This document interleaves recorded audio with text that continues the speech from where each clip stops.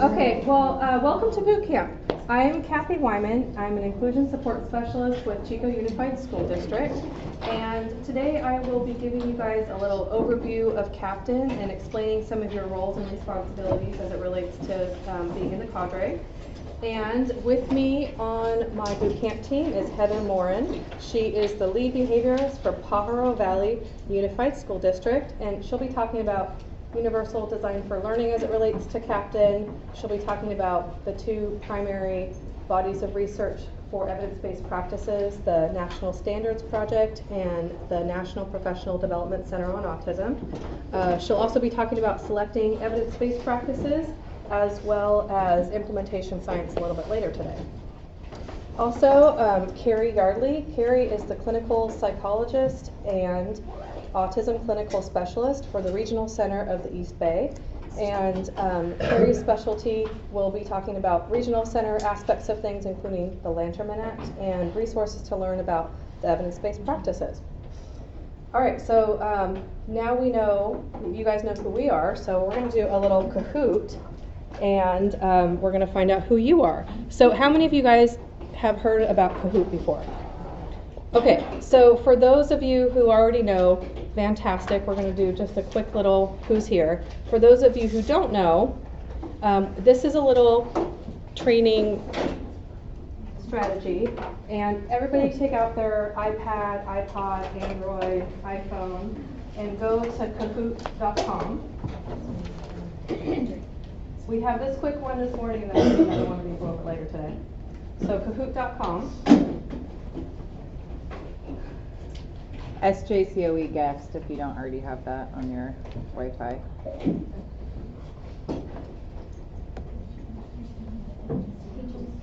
It's taking a moment.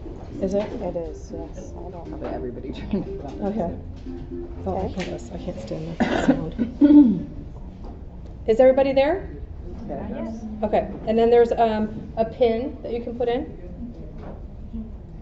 Is anybody having trouble with the Wi-Fi or? Kahoot.it. Okay, thank you. Kahoot.it. Oh, look it. Kahoot.it. Oh, okay. You guys are testing it too? What's the pin? Do you want me to do it? Sure. Okay.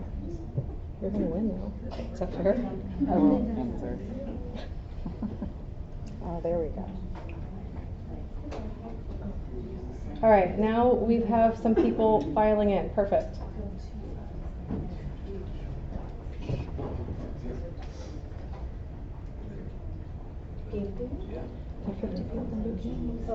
That's what we're supposed to have. Okay, it looks like we have about half the people up there.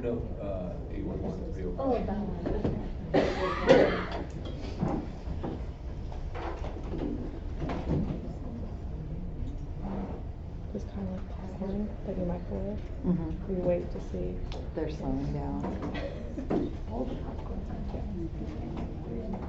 We should have about 50 people in boot camp. I think there might be a couple people gone, but. You counting? I was humanized stopped. Oh, we lost a person. Uh-oh, Patricia. Okay, anybody else that's not on here that wants to join? Oh, yeah, hold on, my name Okay. is taken. I have to switch names. Oh, someone I took your didn't name? realize. Oh, no. Because I see it up there, Okay. but it's not me. Oh. Okay, 5, 4, 3, 2, 1. All right.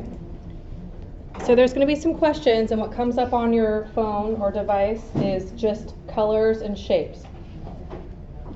Really quick, there's a bunch of people in the back. If you don't have a folder, if you could find a place with a folder, that Heather, would they be can't see the fabulous. answers. They're standing for the answers. It's okay.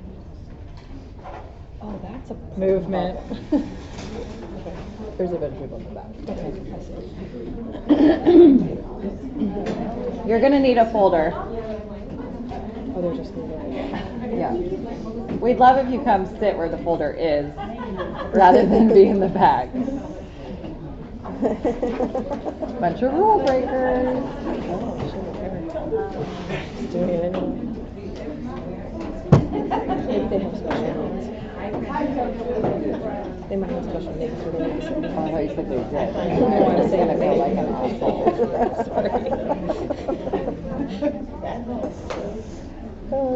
Sorry. Just let that forget me.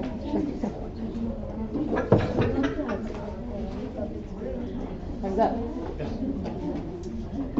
Okay, so you can kind of see how the different agencies lay out here. So many public school agency people, which is kind of what we expected. The regional center group is a little bit low, lower than I expected, but great. Okay, next question. There's just 4 of these. This one we're going to try to do a little bit quicker. How many years have you worked with individuals with autism spectrum disorder?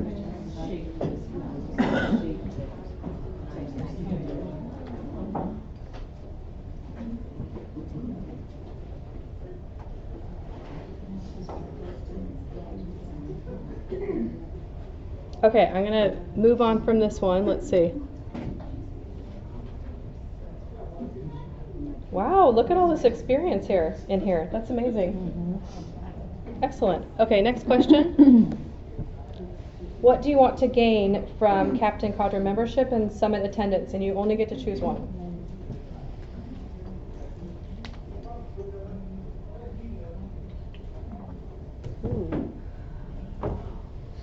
Are you going to choose one? What did I do? Okay.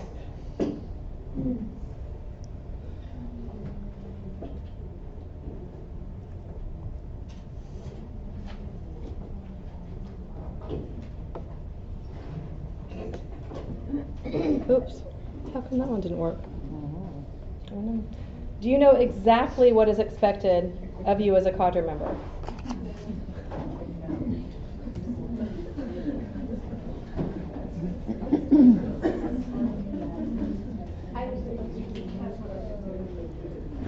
All right. Kind of, sort of is the main answer here. Okay. Well, we will teach you guys about that one.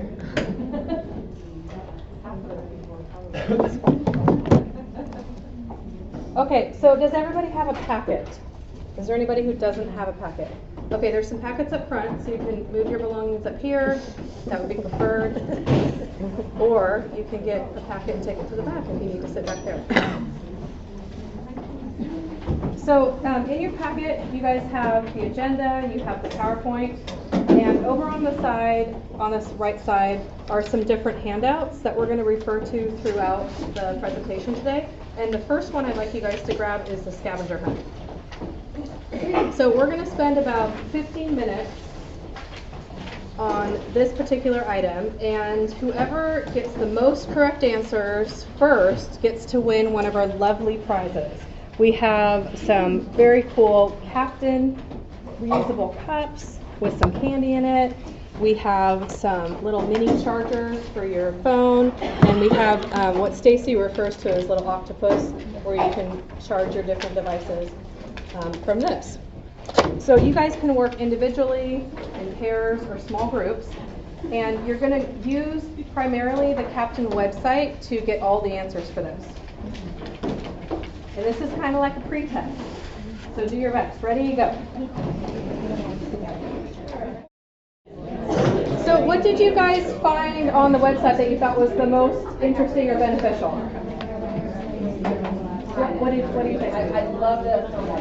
Okay, hold on a second. I can't quite hear you. Okay, you guys are going to get back to the training here. Okay. The Infer module. What did you guys find was the most beneficial from taking a look at the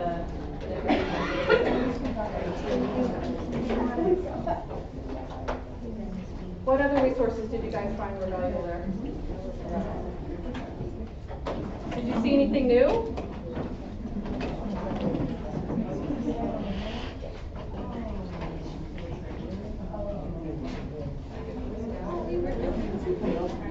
Did anybody see anything they had never seen before? Hey, why you guys are in boot camp? I think we got the wrong group. They already know. Anybody find anything new on the website? Nothing. Okay, go ahead. I like the Ask a Specialist. Okay. Go to the archives and ask questions. Yep, the Ask a Specialist. That's pretty useful. The professional development. The MPDC, yeah, there's a lot of different resources on there, and there's a lot of links to other things too. We'll talk about some of them. Okay, so welcome, and all of you guys have been nominated. You've been nominated by your SELPAs, your regional centers, your family resource centers, and you guys are the Captain Cadre. And every year you'll be coming to these annual summits and learning different information on training people, evidence-based practices. We always have hot topics, and a big part of the Captain Cadre and the reason we have these annual summits is to do regional planning, and we'll be doing that tomorrow. You're going to be learning about the Captain tools and resources today, and a huge part of your role as it relates to the Cadre is the dissemination of information. So you're going to be passing along all this information on autism and EVPs to the different people that you engage with in your work. Captain is a multi-agency network. So this is SELPA folks, the regional center folks, state agencies, and the purpose is for us to all come together and learn about and disseminate information on evidence-based practices across the state. Okay, we have a quick little video to show you.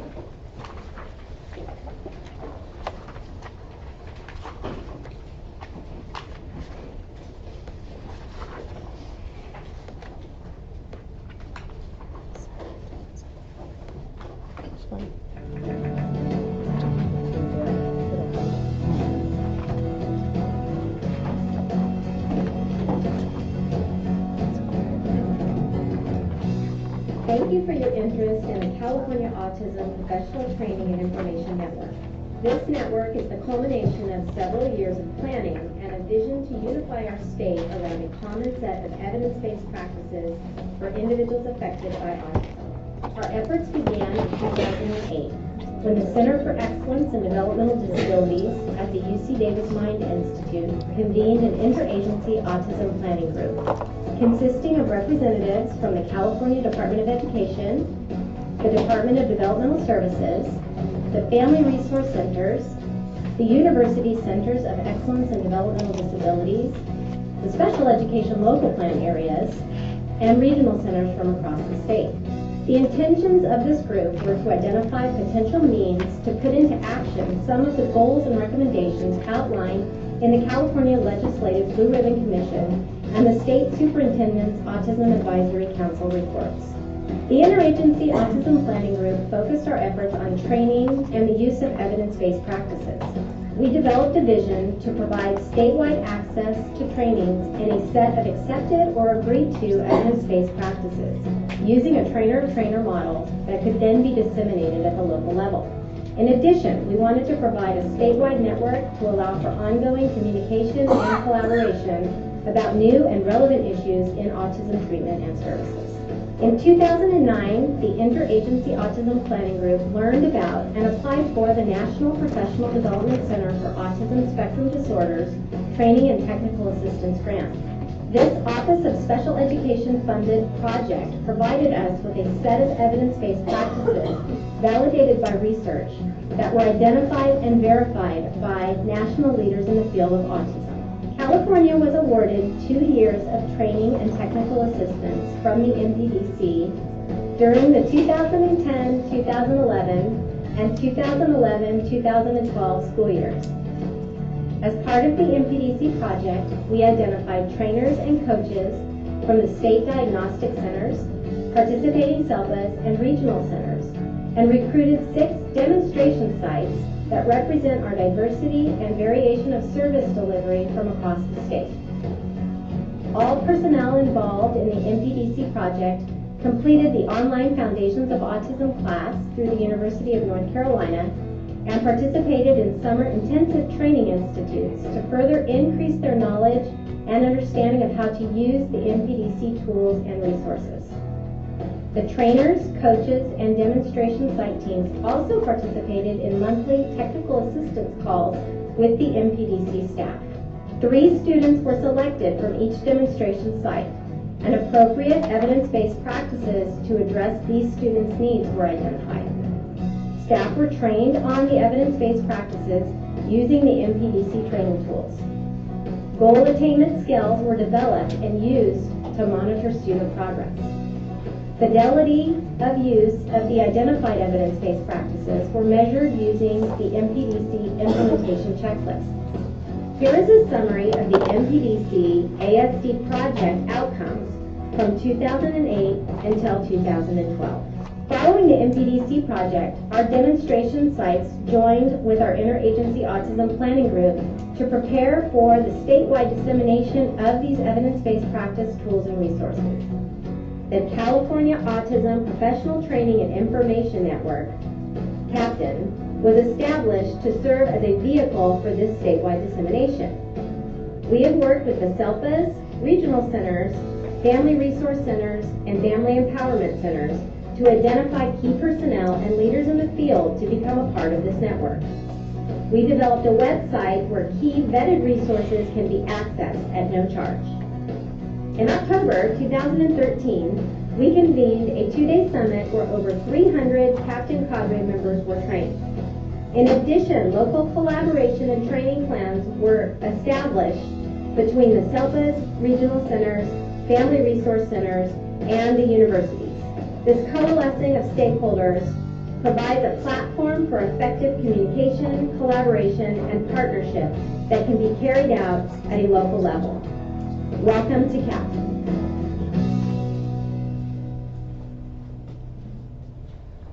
Okay, so there's three main goals that we have in CAPTAIN. Does anybody happen to know what they are? Some people are laughing because they can't believe no one's talking.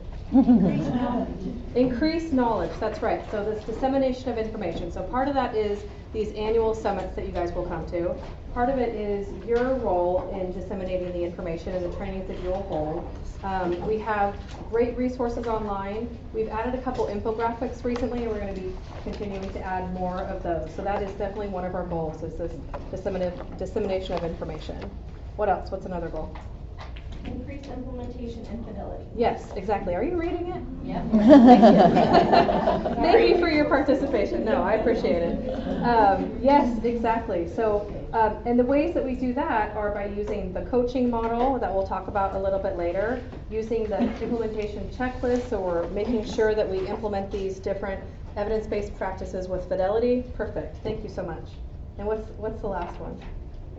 Collaboration. Collaboration. So how are we going to do that? Do you guys know? There's one really big opportunity to do that, and that's tomorrow during our regional planning. So that when we're here, but also part of the regional planning is to have these regular meetings with your regional groups and other people in your area, so that you'll be able to continue to collaborate and share this information. Oh, and the showcase too. So that we tomorrow, is it showcase tomorrow or today? So we have this great opportunity to do showcases, and so people who have been here prior years and who have been collaborating with the region, they'll share the different projects that it's today? Okay, thank you.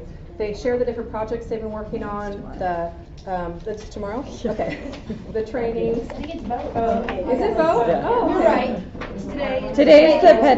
Today's the Petra Kucha, tomorrow's the showcase. Okay, Yeah. and I think you guys will really like that. That's when you really get to see, okay, how is all of this stuff implemented, and you'll find that when we do the showcases. Okay, so we have all of those.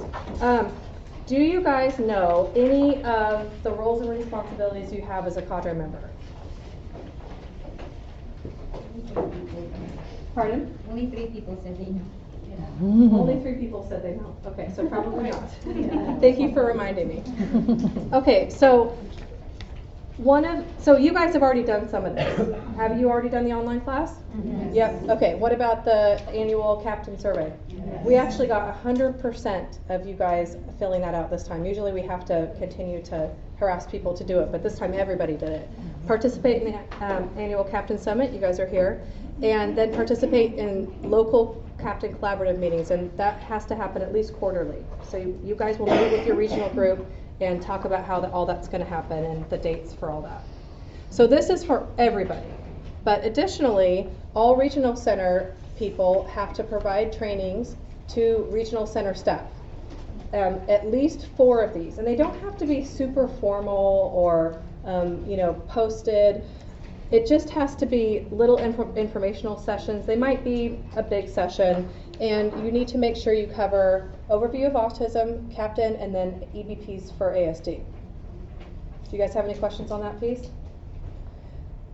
Also meet with your regional center leadership team to discuss ways that you can increase understanding of the EBPs and implement the regional plans. So when you guys do your regional planning, you'll come away with like a written action plan and a written document. You'll need to meet with your regional center leadership team to talk about how that's going to happen. And they all know that you're going to be coming back to them with this expectation. Participate in the quarterly regional center ASD behavior specialist regional meetings. And Carrie, are these already set, or how does that work? The quarterly meetings for regional center ASD and behavior specialists? Good question. We usually send out a doodle poll and we'll pick the time. But yes, we do meet quarterly. Okay. And that's an established meeting that we already have. Okay, perfect. And then the semi-annual regional center ASD behavior specialist statewide meetings, where you report back to your clinical directors at that time. Is that the same for the other regional center people that are in here? I don't know who you are. Who are regional center people? Do you guys do the same format? I'm a Carrie. Yeah. Oh, then yes, you do. Is anybody from any other regional centers? No? I thought there was one more person. Okay. Okay, so the federally and state funded parent support groups. So there's just a couple people that said they were from those. So your main role, in addition to the other captain leadership role or captain cadre membership roles, is to share information with your support staff, specifically and different from the rest of us, about Learn the Signs Act Early resources. And in a little bit, we'll have Monica Adrian, who's our main person who knows about this, and she'll share information about Learn the Signs Act Early and how to become a deputy ambassador. So SELPA people, in addition to that other list, also need to provide trainings on overview of autism, captain, and EBPs for ASD, and that's at least one of those a year. So at least one per year, you're going to be doing this overview. In addition to that, you're going to be providing 3 trainings on specific EBPs, and they can be any of those. I usually refer to, whenever I think about EBPs or selecting EBPs or sharing the information, one of the resources that I think you guys are probably familiar with, but in case you're not, is this chart of evidence-based practices. This is really helpful, and you might do a little survey beforehand and try to figure out what are the needs, but that will be another thing that you guys will need to do. Do you have yours in your packet? Okay. Yeah, we were looking for it online. Oh. Okay. Oh, when you were doing the scavenger hunt? Well, it's online too. You'll also provide implementation coaching. So this is a part that can take a lot of time. And I'll be talking about coaching a little bit later, but you're going to be providing this coaching to at least 3 programs or 3 teachers. And if you're not in the position to do that, some people might be classroom teachers, and so they can't get out of the classroom that much. Then you're going to be training 3 other people to be able to do the implementation coaching. And we're going to talk a lot more about coaching in a little bit. And if you guys run into problems like, oh, I don't know how I'm going to do that because, you know, of a special circumstance, come talk to us and we'll figure out how to make that work for you.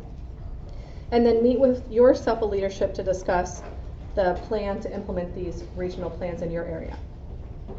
Do you guys have any questions on those? There's one. Yeah. So, I did the boot camp last year, so this is my second year. But no one reached out to me, there were no meetings whatsoever. I did a couple trainings, but for like coaching and. For your region, you mean, or from? For my school district, for the South End. To reach out to you to like request coaching or to check in, to set something up. So- I set a few things up separately, so I just like, what is the actual like implementation of this, and is there someone who's supposed to be helping facilitate it? that's you. Yeah, Yeah. you're the one, as Yeah. the cadre member, you're the one to go back to take the lead on all of Like, those the things. superintendent's aware of this, that they're supposed to be, or. No, so our Captain leadership team does speak at AXA to the special ed directors and SELPA directors, so they're aware of what Captain is and what we're asking cadre members to do. But in reality, we all know that our directors are very busy, and so we really believe that it's our job as the cadre members to come back and to take the lead on that and set up meetings with your directors so that they can be made aware of what you're doing and how you're spending your time.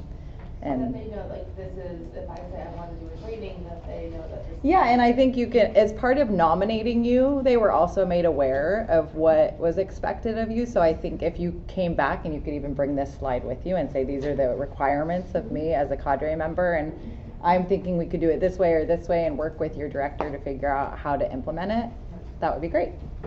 Good question. And if you run into trouble where you just can't seem to get the communication flowing, or you run into other roadblocks, contact somebody else from your region, or contact somebody on the captain leadership team, and we'll help you navigate that. Absolutely.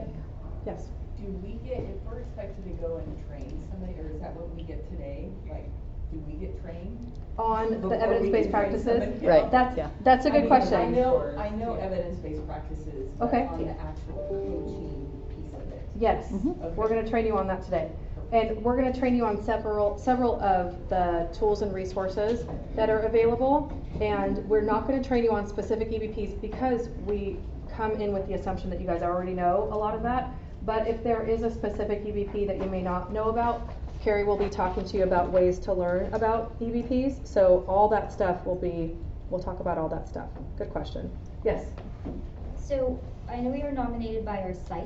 Yes? In the event that we move employment, Yeah. are we held accountable as a cadre member, like for ourselves, or is it for, do you get what I'm saying? Like, Yeah, it's so through I move your to SELPA, your agency. So if you happen to move out of that SELPA altogether, Mhm. then they'll need to nominate somebody new.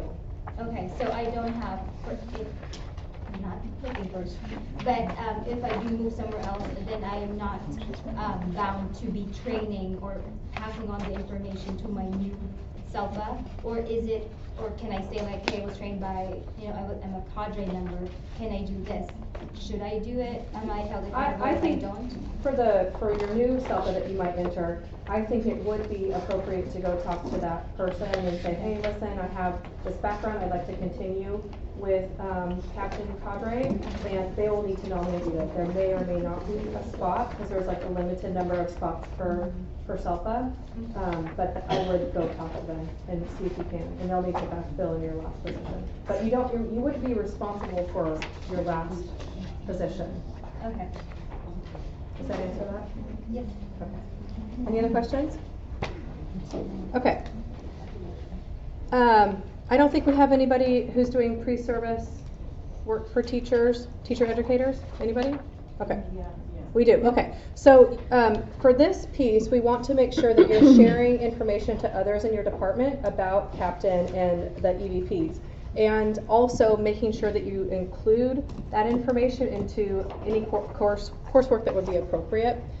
And also, this is a great opportunity to familiarize your teacher candidates with the different EVP training modules and the use of the implementation checklists, and so that they can use those types of things when they go into their field work.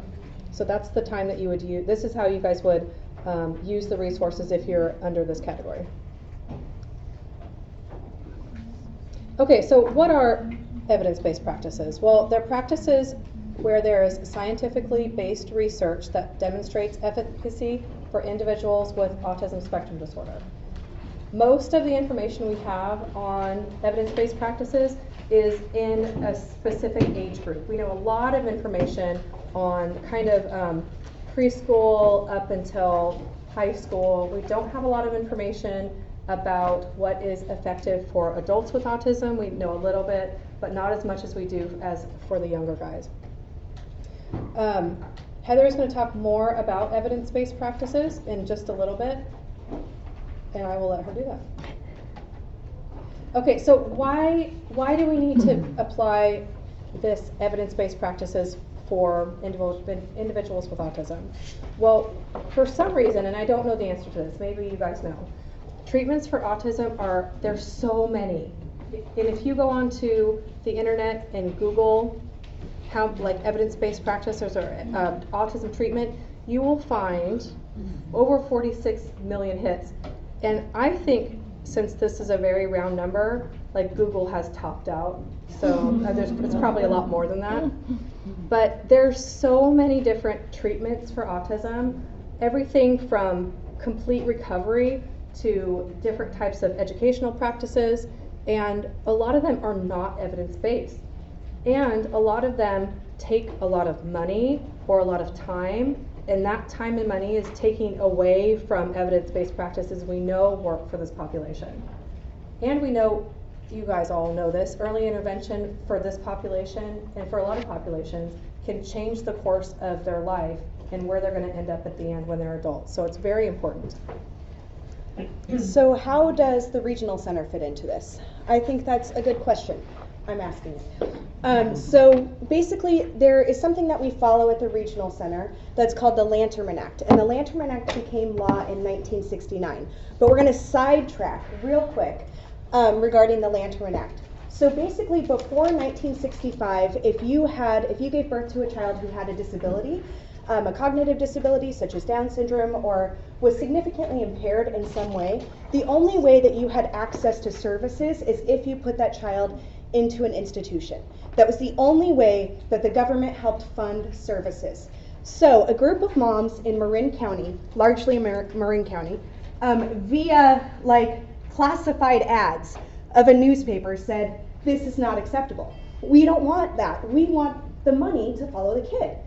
We want to keep our kids at home. So they got Frank Lanterman to sponsor this bill that eventually, I have to breathe, sorry.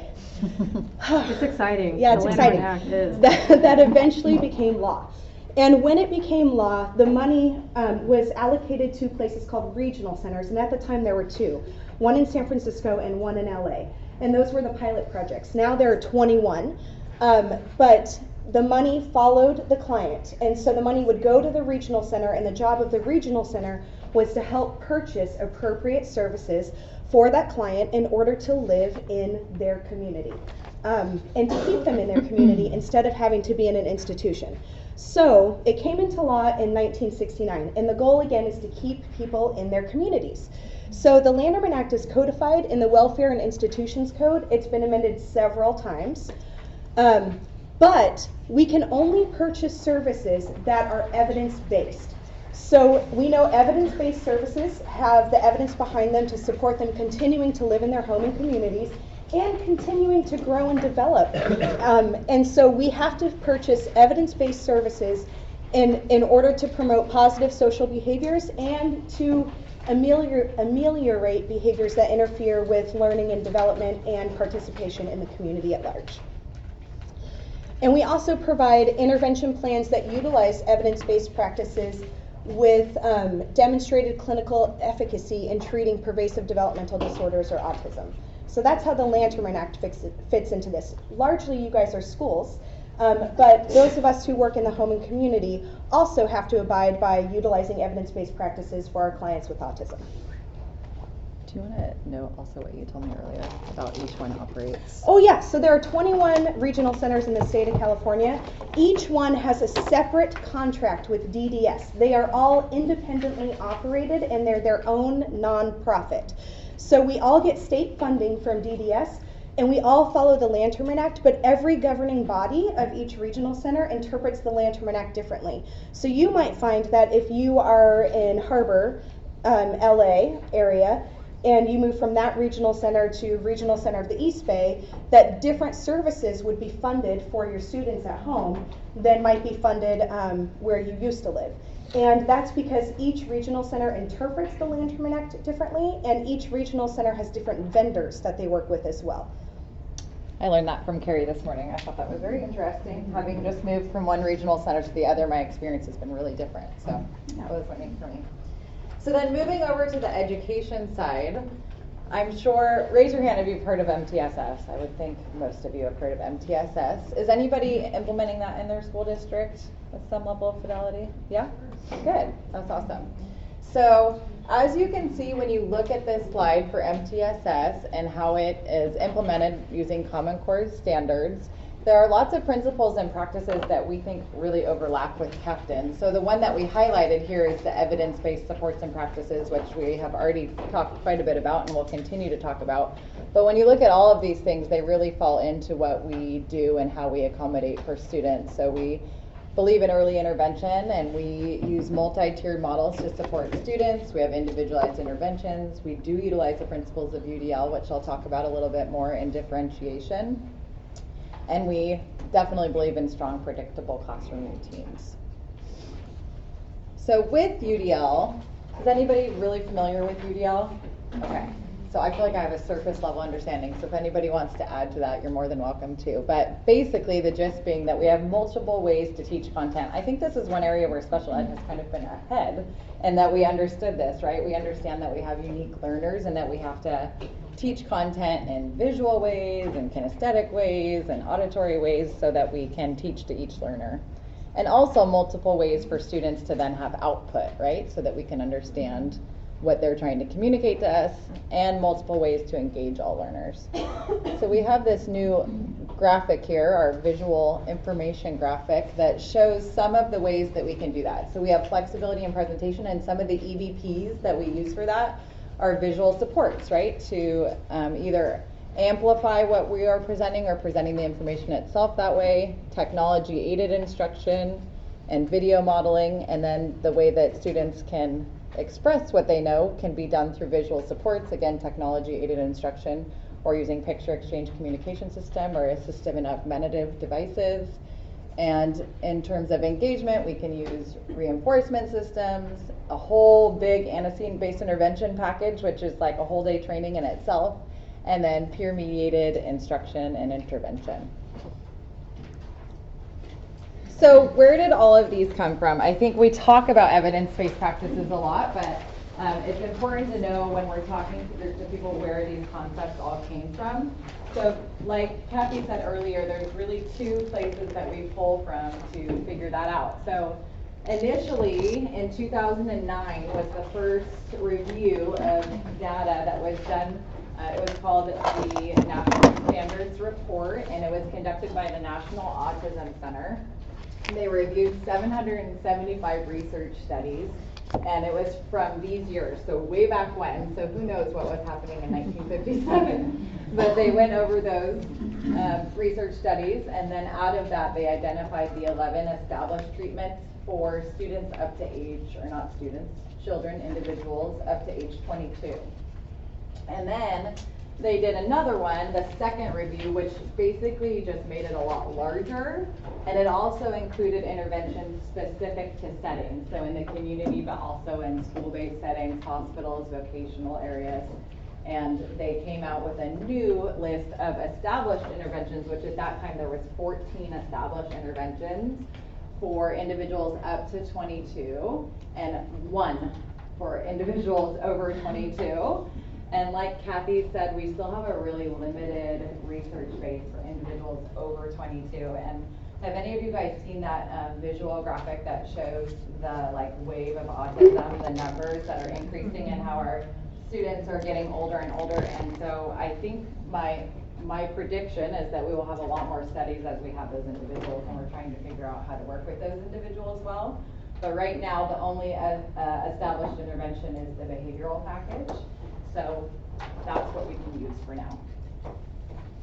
And then there was the National Professional Development Center that did a simultaneous study looking at 175 studies, and it included research from 97 to 2007. And out of there, we got more options. We got 24 evidence-based practices that we can use, and that was back in 2010.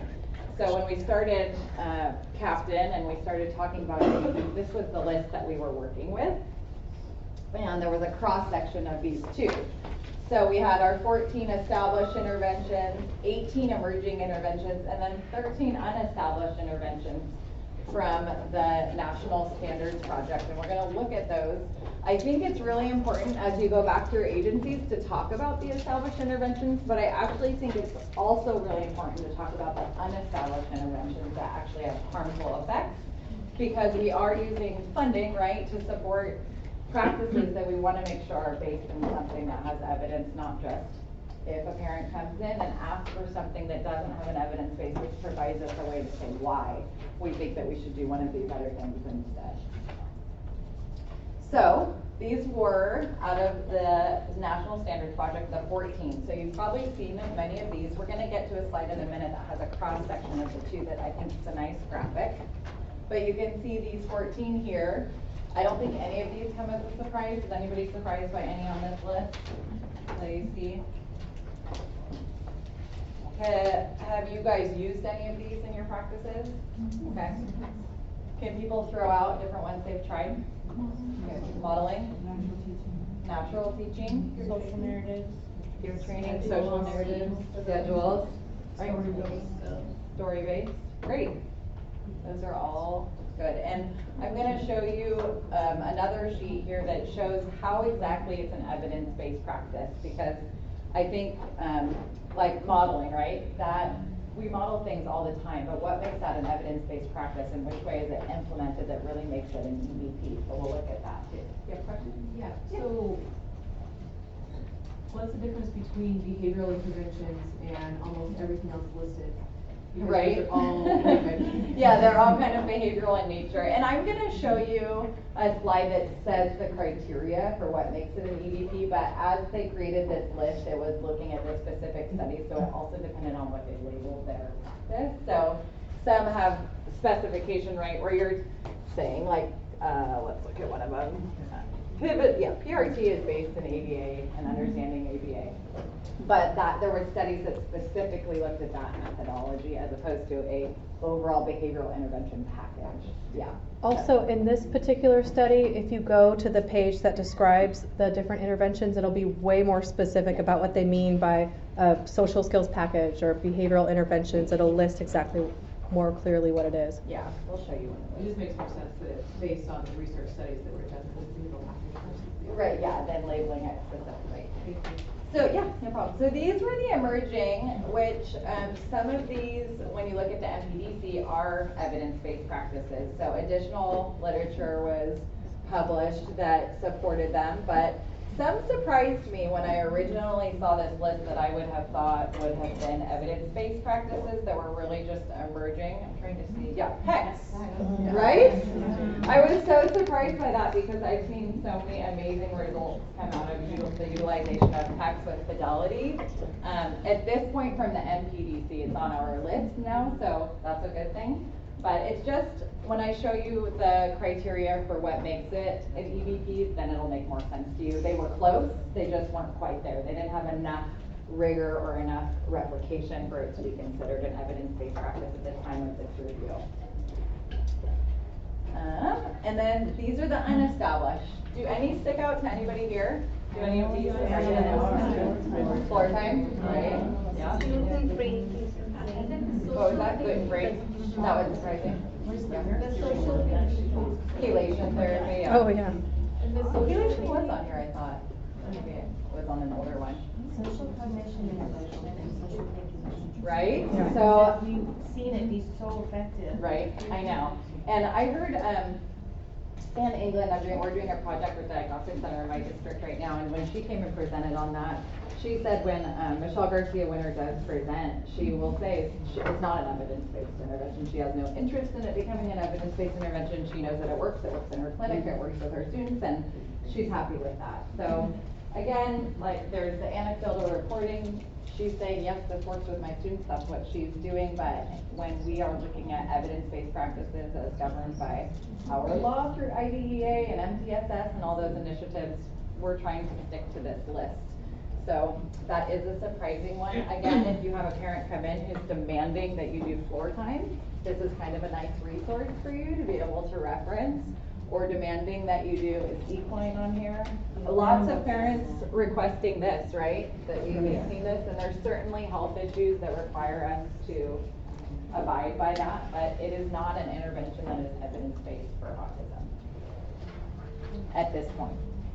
And another thing that I've heard that stuck with me, the moment one of these jumps on the EVP list, we're happy to do it, right? I will totally take all gluten and casein out of your diet if it's an evidence-based practice, but right now it's just not there. Nothing personal against the people who create that, it's just not evidence-based. So this is what Kathy was talking about, this is the example that is pretty specific. So this is the narrative that describes the intervention. This tells you the number of studies that were reviewed and the specific skills that they saw increase as a result of it, and the behaviors that they wanted to reduce, and the behaviors that were reduced out of it, and the detailed description. And this is on the National Autism Center website that you can find when you toggle over to that website. Maybe at the break we can bring that page up so we can show you guys. So here we go. This is our over 22. So there's really only one, and that's the behavioral package. And then the emerging is the vocational training package, which I think many of us refer to as community-based instruction and going into those environments, which, like you said, it all overlaps to ABA, right? That's how we're programming for generalization of skills and teaching in context. And then we have unestablished interventions. So this is used a lot for high schoolers with autism, in my experience, but at this point, not an EBP. Modeling, again, anecdotally can be effective, just not an EBP yet. Music therapy is showing up a lot more in a hospital and school settings, not yet an EBP. And sensory integration package, that one can be touchy. Do we have any OTs here? No? Okay. So you probably often have to collaborate with OTs in your district, right? So that can be a touchy thing because sensory is kind of the name of the game. I think with working with students with autism, when you're an occupational therapist, again, lots of anecdotal reports of seeing improvements when sensory issues are addressed. It's just not yet something that's evidence-based. So this is a resource that Kathy has utilized a lot more as she works with students who are older. And she's going to show you the website and talk a little bit about the Center on Secondary Education for Students with ASD. Has anybody here used this website before? I'm so happy I get to show you some of the resources. Okay, there's two specific ones that I like the very best. Under resources, there is a really nice like whole PDF of information about autism for secondary teachers. And you know that that's a group of people, at least in my experience, that it's a little bit harder for them to embrace this population, at least in my experience. And so this is really good information for them. The other thing I like very best is this Autism at a Glance series. Has anybody seen this? Mm-hmm. Oh, it's my very favorite. They have these really short PDFs on all of these different topics specific to autism in adolescents. Exercise, depression, internet safety, and I'll click on one of these for you.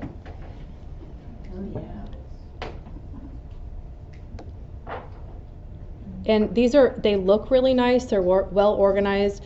They're just the right information for general education teachers, parents. You can share this at trainings. And they usually start with, why is this issue a particular problem for this population? So in this case, hygiene in adolescence, that we have these sensory challenges that go along with it, this difficulty sequencing different actions, prioritizing can be difficult for them. And then it talks about what are some interventions you can use to promote hygiene in this case, and some different evidence-based practices like visual supports, modeling, and so that we can teach this population about this particular issue. And then there's a whole bunch of resources, Healthy Bodies Toolkit, all these different evidence-based practices. So for each of those different Autism at a Glance, each of those have all that information in there. It's one of my favorite resources for the secondary population. How do you get access to it? You just go there. It's Yeah, free. But I'm looking at materials in the ESV, and when you go to it, it says you are not authorized to access this page. Were you in resources, Kathy, or were you in materials? I was in resources. Yeah. And then Autism at a Glance? So Yeah. for the materials, go to materials, and then go to EBP. Oh, no. It wasn't that one. She went under resources. Yeah, but if we wanted the materials, do we need to have? No, you go under resources and you click on Autism at a Glance, and then those materials that Kathy was just showing you will show up. And so for your question, trying to access that other piece, I will look into that for you. Kathy, do you know if any of those are in any other languages? Or are they just? I don't think that they are. Yeah. Also, those pamphlets that are on there can translate very easily into an entire training. So it's a great base to work from, and then you give them the pamphlet, but you can also turn it into a whole training, which I've done for parents before, and it's very well received. So, back to our studies and where this all came from. In 2014, they again updated based on a new analysis of literature. And in that one, the studies, again, the volume of studies increased. So they started with 29,000 submissions and shrunk it down to 456. They were either randomized controlled trials, quasi-experimental, or single case design. And they looked at the strength of the evidence in each of those assessments to figure out if they were evidence-based practices. So this is the slide I keep referencing. If you want to know when you're talking to people what makes an evidence-based practice an evidence-based practice, this is the criteria. So you have to have at least 2 high-quality experimental or quasi-experimental group design articles conducted by at least 2 different researchers or 2 different research groups, or 5 high-quality single case design articles conducted by at least 3 different researchers or research group having a total of 20 participants in those studies, or a combination of those 2. Does that make sense to everybody? Okay, I think it's important to know that piece when you're talking about it at your agencies. There's lots of studies out there.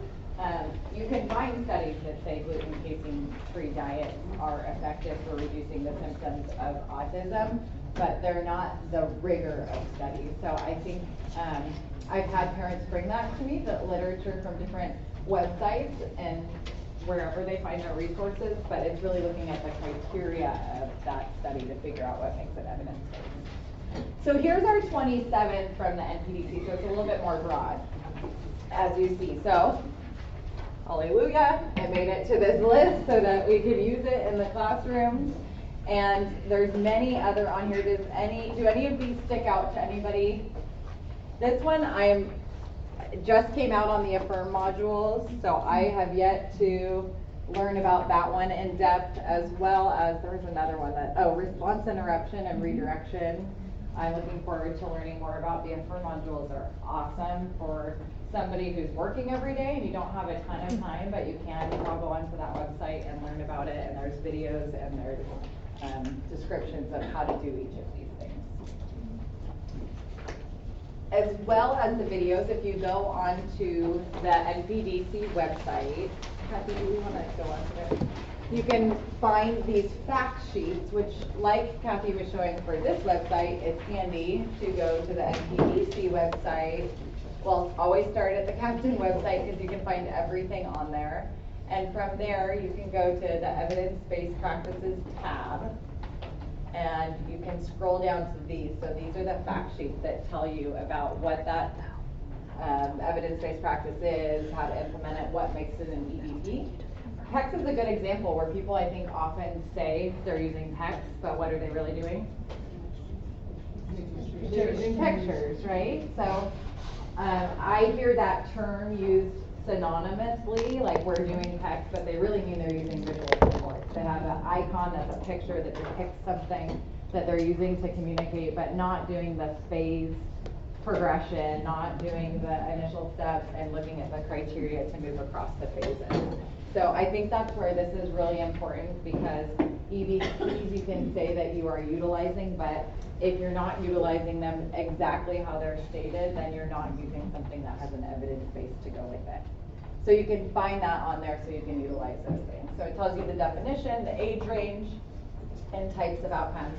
One example I was really surprised by is working with Jocelyn, a behaviorist from Pajaro, in our preschool classes, and we were looking through the EBPs. We used task analysis. You guys are familiar with task analysis? Just breaking things down into steps. Not an EBP for 3 to 5 years old.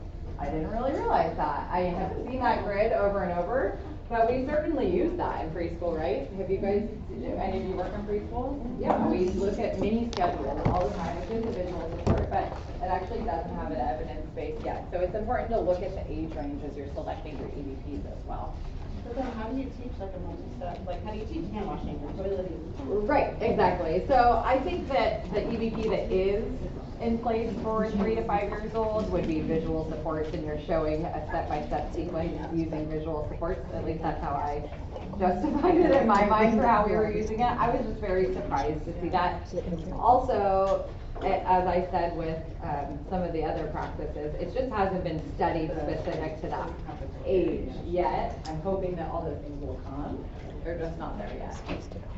And if you have somebody who really wants to know where you're pulling this information from, these have the citations on them. So if you ever get pressed in an IEP meeting to substantiate what you're saying is evidence-based, you can find that information. Heather, Yes, ma'am. I just wanted to say, some of you guys came straight from sign-in right into here, and you guys missed the breakfast. So if that happened to you, there's a little bit of breakfast over here, and our break is not going to be for about 20 to 25 more minutes. So if you guys didn't get breakfast, kind of help yourself and do that kind of quietly while Heather continues to talk. Yeah, doesn't bother me. Okay, so this is a lovely grid that shows, I moved and then I needed to be back here. Across the top are the established treatments from the National Standards Project, and down the left side is the NPDC evidence-based practices. So it shows you a cross-section of both and which studies or which practices are established by both. Down here is a list that just hasn't been looked at really by the National Standards Project yet. So exercise falls into that. That's a surprising one. If you go on the Affirm module, you might think that you're doing exercises in EVP, but it's actually pretty cumbersome to implement that evidence-based practice. So it's important to be looking at those modules. Functional communication training, PECs, structured playgroups, and technology-aided instruction and intervention all weren't looked at yet. So I did, and getting ready for this, I looked at the National Standards Project website, or the National Autism Center website, to see what was next. When could we expect the next report? Because it's been a few years. And they have translated it into a new study that I think is SAGE, S-A-A-G-E. And they're looking at specifically school-based implemented interventions and which to put out in a report to say are evidence-based. So that should be coming out in the next year, so that we'll have even a more contextually appropriate and implementable list of evidence-based practices we can use for those of us who are school-based. So we have 27. How do we figure out which one to pick? Some of the 27 have 27 within them, like antecedent-based interventions, right? Behavioral package, that's like a bunch that are enclosed in that. So we look at both. We say, let's look at the 27 EVPs because they really looked at it in the context of a school. Then let's look at the 14 established interventions from 0 to 22. For over 22, pretty simple, we got one, so we're going to use that one. And again, if you go back to the NPDC website, they have a process that they suggest for how to select which EVP to use. And we're going to watch this short video. She's definitely not as dynamic as the three of us are, but bear with her. And she'll talk about it a little bit. Hello, I am Fox with the National Professional Development Syndrome Autism Spectrum Disorder. In our work, we have found that teachers and interventionists are sometimes challenged to select an effective practice to address their learners' goals, needs, or outcomes. It is no wonder that it can be confusing with so many effective practices out there to choose from. In fact, many evidence-based practices can be used effectively to meet a learner's needs. So then, how do you choose? And where do you begin? Teachers experienced in one or more evidence-based practice may be tempted to try these practices first before considering others. While this may seem reasonable, it does not necessarily consider the strengths, the interests, or past successes of the learner, nor does it consider the learning needs of other interveners.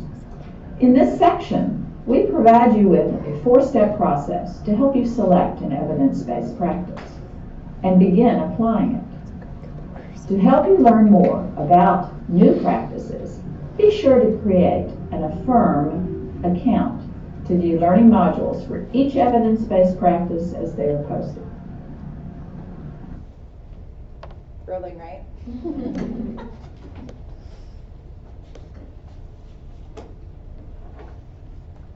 Okay, so how do we do this? We are using these evidence-based practices like when we looked at that MTSS slide and the UDL slide. We are integrating these to address the Common Core standards or to address the goals and objectives that are written into the child's IEP or IFSP.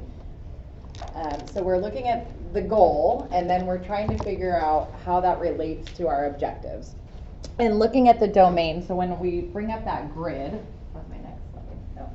So here is the grid that I'm going to talk about. If you guys you have it in your packet, and if you go to the Captain website, then you will find it under resources. So click on Captain Summit Resources if you have your device out, and then you'll see the EBP chart, definitions, and then there's also one in Spanish, which is awesome. This is something that if you guys have a room or a space at your school sites where you hold IEPs, I just keep these on hand so that as parents come in, it's a great resource to hand to parents so that they know what they can be looking to implement in their home and at school.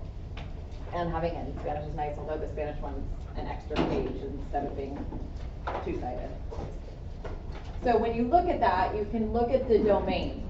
So we say, let's look at what goals we're trying to target, and then let's look at what domain it fits into. So you have the social domain, communication domain, behavioral domain, etc. Right? You can look across the top and see that. And then what I was talking about earlier, is this a pointer? No. What I was talking about, there we go, earlier was that this is the 0 to 5. This is the age that we have the evidence base for. Right here, 6 to 14 and 15 to 22. So if it's not filled in, that means that it hasn't been researched and evidence-based for this age yet. So exercise, extinction, and FBA are not yet evidence-based practices for the 0 to 5 population. But they are for looking at 6 to 14, right? Yeah, for that specific For domain. that domain, Yeah. for social domain, and then for behavior, they're all highlighted, of course, right? Okay. And then this is the second page, did it go? That shows all of the EBPs. So we want to make a decision, like the woman was saying, based on the skills that we want to teach. Your professional wisdom is a piece of it because you need to feel comfortable and that you have mastery of implementation before you can kind of take a college try at it. The learner's learning style, an example of this that sticks out to me is discrete trial teaching is something that is evidence-based for teaching new skills. But have any of you guys worked with a student who really didn't respond well to that modality? Yes. Right? It can be highly restrictive. It's pretty teacher-led. So if there's a child who's fairly child-led and likes to explore their environment, using something like PRT can be a better modality in trying to capitalize on their strengths and their styles. Same with learners' temperaments. And interest and motivators, definitely using reinforcement systems can help us in implementation. And using the supports that are already in place. If you want to try video modeling but you don't have a camera and you don't have editing software, that's going to be challenging, right? So you want to use EBPs that work in the context of your environment. And then you want to know what's worked and what hasn't worked. A lot of times, I'm guilty of it, right? We're trying to take new kids in and work with them and get things going. We really need to look at the file and figure out what has already been tried and what hasn't been tried and how have they responded to the interventions that have been tried. So there's two examples on the NPDC website, but we're gonna just look at one. And this is James, and it's a case study on how they selected the evidence-based practice that they used with James. So everything I just talked about, Kathy, actually, if you want to scroll up a little bit before you show that video, everything I just talked about in those slides is spelled out in more detail on this page of the website that's called Selecting EBPs. And they talk about what you need to do first. You need to identify the behavior or the skill that you're looking at, take baseline data, see where the student's existing skill level or behavioral frequency or duration is at, and then look at the implementation and take some post data to see the increase in skills or the behavior reduction. And it just walks you through it about like the context, the target skill, how will you know, and those are all pieces that, again, I think we sometimes gloss over, but it's really important for the whole team to have an understanding of how are we going to know if this works so that we can keep doing it, or if we should keep doing it. Here's James.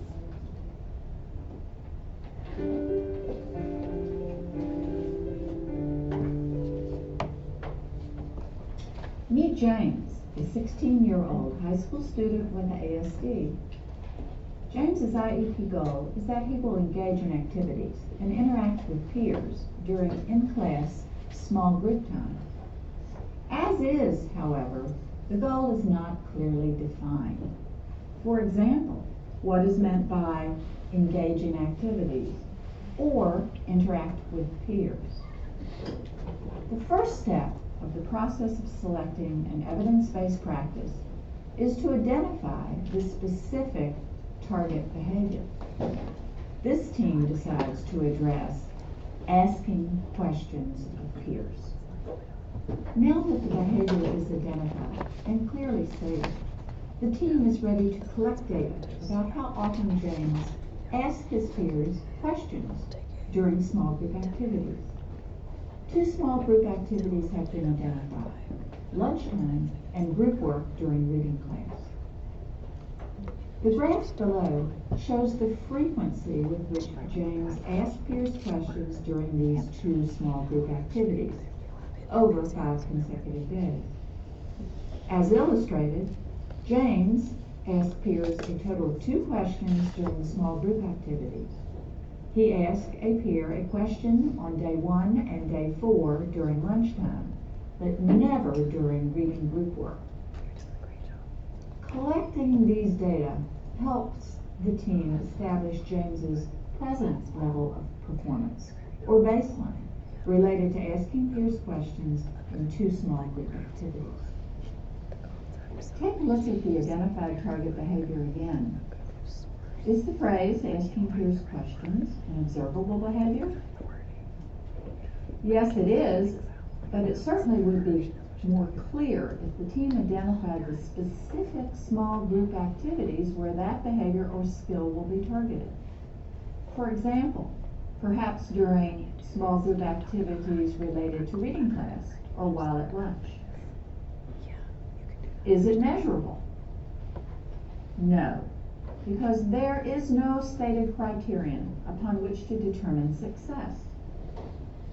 The team works together to create an observable objective that incorporates the additional information defining the small group activities and a criterion. The team has specified 2 small group activities, defined the length of the small group activities, and added the criterion of asking 2 questions in 4 of 5 group times over a period of 2 consecutive weeks.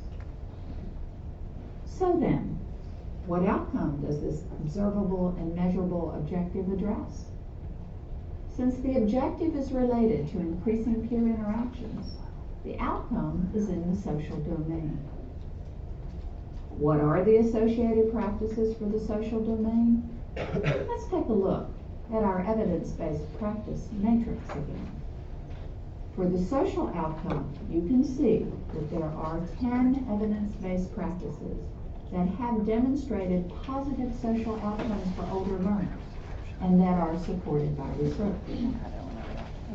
To help you make the decision, you will need to narrow down these practices further by considering additional information about James. Okay, so we don't have attention span for people who talk that slow, but it's on there. So maybe some of you like that. I have a hard time with attending that long, but it's on there. So if you want to watch more information about it, that's the sneak preview. But to practice the art of UDL, we're now going to use a different teaching approach and having you guys do some responding. So let's practice. let's talk about this. We have a goal, and we want you guys to talk for a minute with your groups about this goal. So the goal is Lucia, age 8, will respond to peers' questions and comments with eye contact and appropriate phrases or sentences. So the first question is, what's the goal we are targeting? Do you guys think that this goal gives you enough information? It can use like a little tightening up, right? Yeah, all those objective statements and given statements and what is our criteria? How will we know it's met? To me, I would like, how many times is she supposed to respond to it? How often does an 8-year-old typically respond to somebody when they ask a question? I have a 7-year-old, not an 8-year-old, but it's not 100% in my house for sure. So looking at what is an appropriate outcome that we want to see. So look at that goal in your groups, figure out what would you do? What criteria would you add to that? What context would you add to that? And then talk about what are some EVPs that you could use to address that. And you can look back in your slides and figure out how you're going to try and select that EVP. Remember, we talked about all the students' different styles of learning, as well as your knowledge base, the domains that are on the matrix, and also the ages that the EVPs are validated for. So look at both of those things, and then we're going to get some reporting back from you guys to hear about it. And then after we're done with that, we're going to have a break. So that's your reinforcement.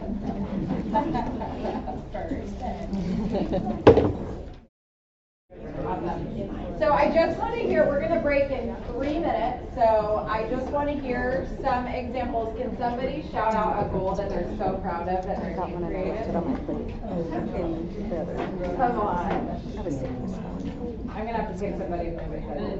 Sorry. Yes. I put with practice, so the social narratives, peer-mediated instruction, intervention, social skills, etc., and positive reinforcement, so like DRA. Lucia will respond to peers' questions. We took out the eye contact, and then we talked about appropriate phrases being like staying on topic, like putting examples next to that of what it is, so staying on topic. Specific. Yeah, using, like I have one kid that talks, like Johnny doesn't like that, or so saying it appropriately like that. Okay. Great. Yeah. Was that? Well, and for 4 out of 5 opportunities across different settings and with different people. Great. Awesome. So basically, given that intervention package, they're going to do that, and you label the behaviors that you're expecting to see with a criteria. And then we also talked about breaking it into short-term. Objectives. Yes. Yes, that's important. Great. Does anybody else have one they want to share? All right, we're all going to write on your coattails. That was a good one. So then I hear a rumor that somebody even created a baseline. We were working on it. We were working on our baseline. We couldn't move forward because we didn't have a baseline. Yeah, we to did. establish that.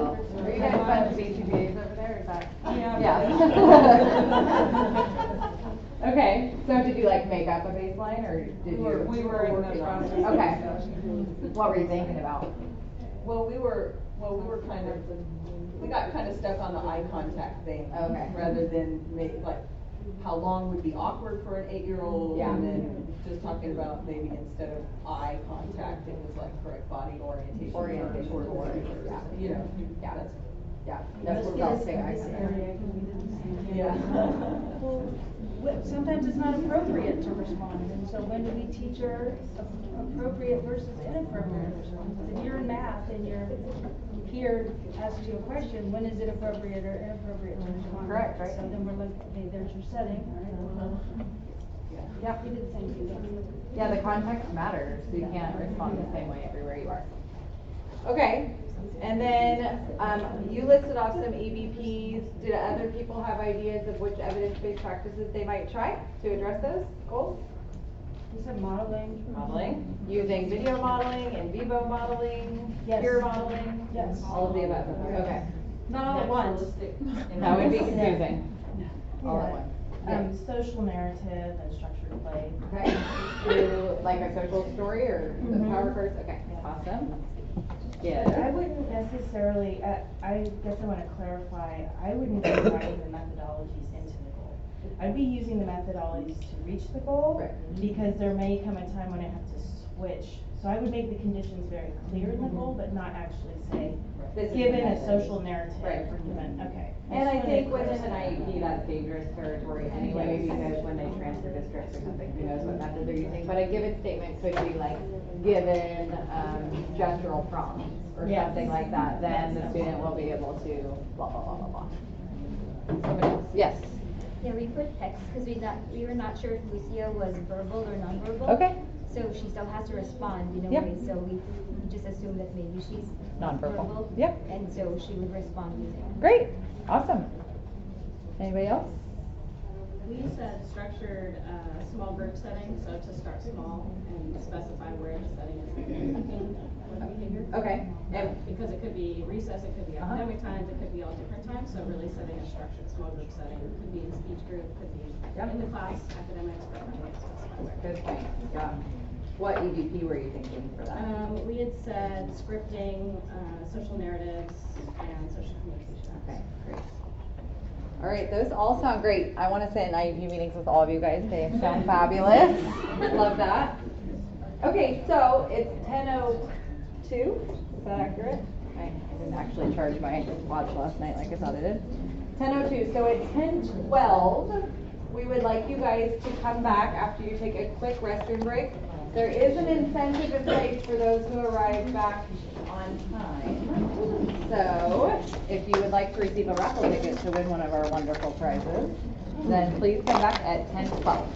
Thanks, guys. Awesome.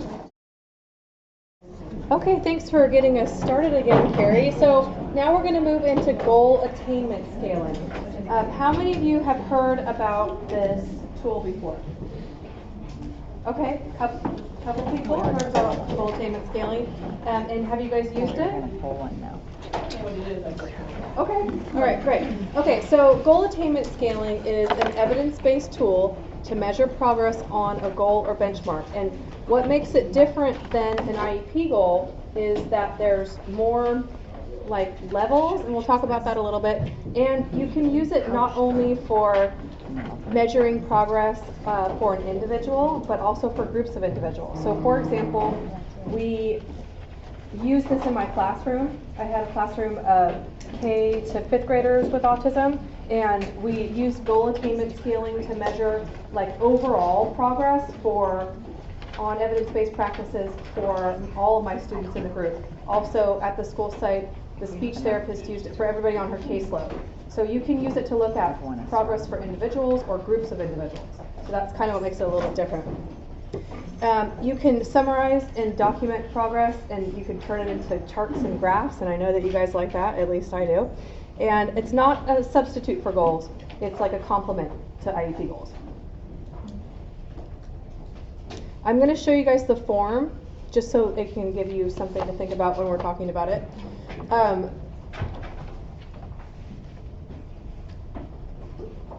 Okay, so I think I talked about all those things. So what it makes it different here, which one is the light? The shiny, bursty one. Okay. The shiny, bursty one. Okay, so current level of performance. Initial objective, secondary objective, and expected level. So these all relate very easily to IEP goals. So the current level of performance would obviously be baseline, yep. Initial objective and secondary objective, so we understand those are benchmarks. And the expected level of outcome is the annual IEP goal. So that's kind of how it relates. So if you already have a very well-written goal, you can use it and just plug those in really easily. If your IEP goal, you like the goal and it's important and you guys decide as a group that this is what you want to work on, you can still use it, but you might need to add a little bit. And then what's different about this is the exceeds expected outcome. So we make our best guess in school about how far an individual is going to progress in a year's time. And you kind of have to make your best guess, right? But what happens if they exceed it? And how are we going to know if they've exceeded it a lot? So what I love about goal attainment scaling is that we can think about, okay, let's reach for the stars for this kid. Let's say these evidence-based practices work amazing. Where do we think they could get, even if they make it beyond the expected level? So I really like this piece of it. It seems very like optimistic. Okay, so if you're going to use this for an individual, you'll want to get together with a small team of people. It might be in the context of an IEP, but honestly, that's never happened with me. Usually it's with some other support providers and the parent. And you'll identify, and this, you guys are gonna be doing this when you do coaching. So you'll identify 3 priority goals. And you're gonna be thinking about something that is important, that can be focused on for the whole year, because you're gonna be doing this coaching throughout the year, and something observable and measurable. And if it's not very observable and measurable, but it's still important, you guys can rewrite it. And you'll probably need to update progress on the, or update data on the baseline, unless the IEP was very recent. Does that make sense? Okay, so the order that we usually recommend doing this is to first write the IEP, the annual IEP goal, go back and write the baseline or the present level, and then the benchmarks, and then finish up with what happens if they exceed expectations. So when you sit down with the person that you're going to be coaching for, because most of you guys are school-based people, you are going to be using the GAS form and looking at an individual's goals. Do you guys have anything to add to that piece? Okay. I think we talked about this a little bit.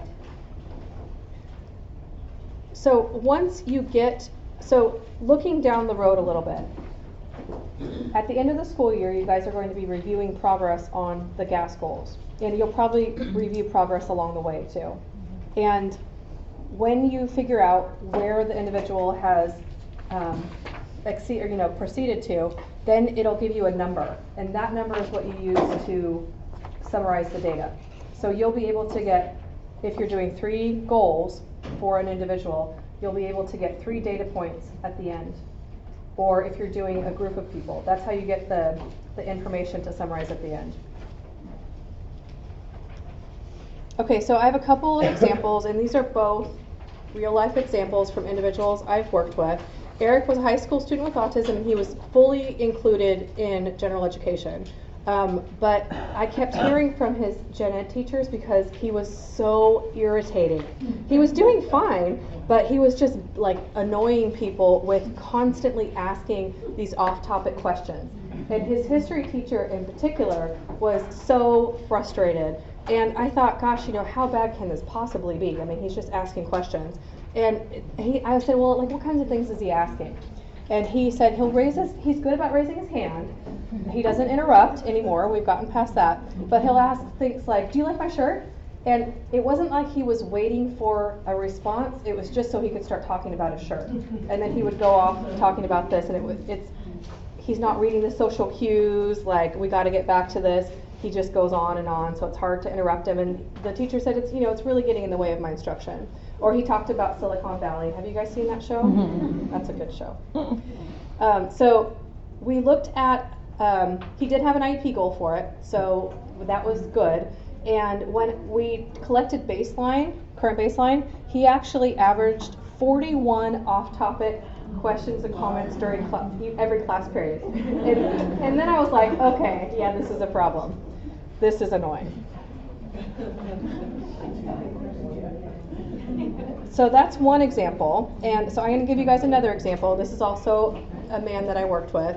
A 50-year-old man with autism. He had a day program during the day, and he lived alone in a supported living community. And he was refusing to follow staff requests, especially like around hygiene. So they would ask him to brush his teeth or change his shirt because it would be really filthy. And he would say no at first, or he would shake his head, but they would keep pressing him on it, and eventually he was mainly chucking coffee cups. And he wasn't meaning to break anything, but when you throw a coffee cup, sometimes it bounces all over. And he had broken a couple windows, he had broken lots of picture frames, and it scared the staff working with him. At the day program in particular, it was affecting his social interactions because people would say that he was smelling bad and they couldn't tolerate that. So it was a problem for him. So John at the time could read at about a second grade level, and one thing that was really great about John was that he liked so many things. There were so many possibilities for motivators for him. Sometimes that's not the case. Sometimes it's hard to find things that people will be motivated to work for, but for John in particular, he had so much stuff that he wanted to access. He loved like stationery because he liked to write letters to people. He loved talking to his sister on the phone. Soda was huge for him. So it was easy to find things for him to be motivated by. So you guys are going to use the form in your packet. There should be a GAFS form in there. You can work individually or in small groups. And you're going to choose one of these two individuals, and this is kind of the summary, and you're going to fill out the GAFS form.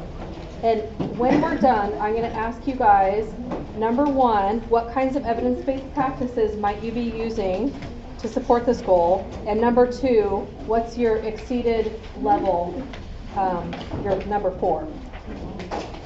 So I'll be asking about EVPs and your exceeded level. And we'll give this, do we have a time limit on this? You have 20 more minutes or so, maybe 15. Oh, okay. So we'll give this about 8 to 10 minutes. Really quick, does anybody know why we started talking about GAFS goals or why they're important? I forgot that part. Does anybody have a guess? It does tie into what I was talking about before. I hear whispers. It creates evidence, right? What did we talk about when selecting EVPs? What are we looking for? This group here was onto something with creating a baseline, right? Because we want to see if the student responds. So how do GAFS goals help with that? Monitoring if it's working or not, right? Have you guys ever seen the same IEP goal written on the IEP for more than a year in a row? No? Oh, yeah. Is that a good practice? How does that happen? Are we doing progress monitoring on a regular basis in the school? No. Sometimes yes, sometimes no, depends on where they are. I think we can all agree we should, right? Okay.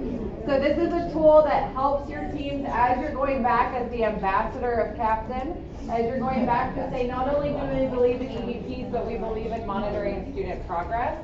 And this is another tool that you can present to do that. Okay? Sometimes it's just helpful to know the why. So thought I'd include that. And I wish they came up with a different acronym, but that's a different story. Is this form available on the website? Yeah, I'll show it up here. Right on this one, so you Yeah, and I'll show you guys where it is so that you know.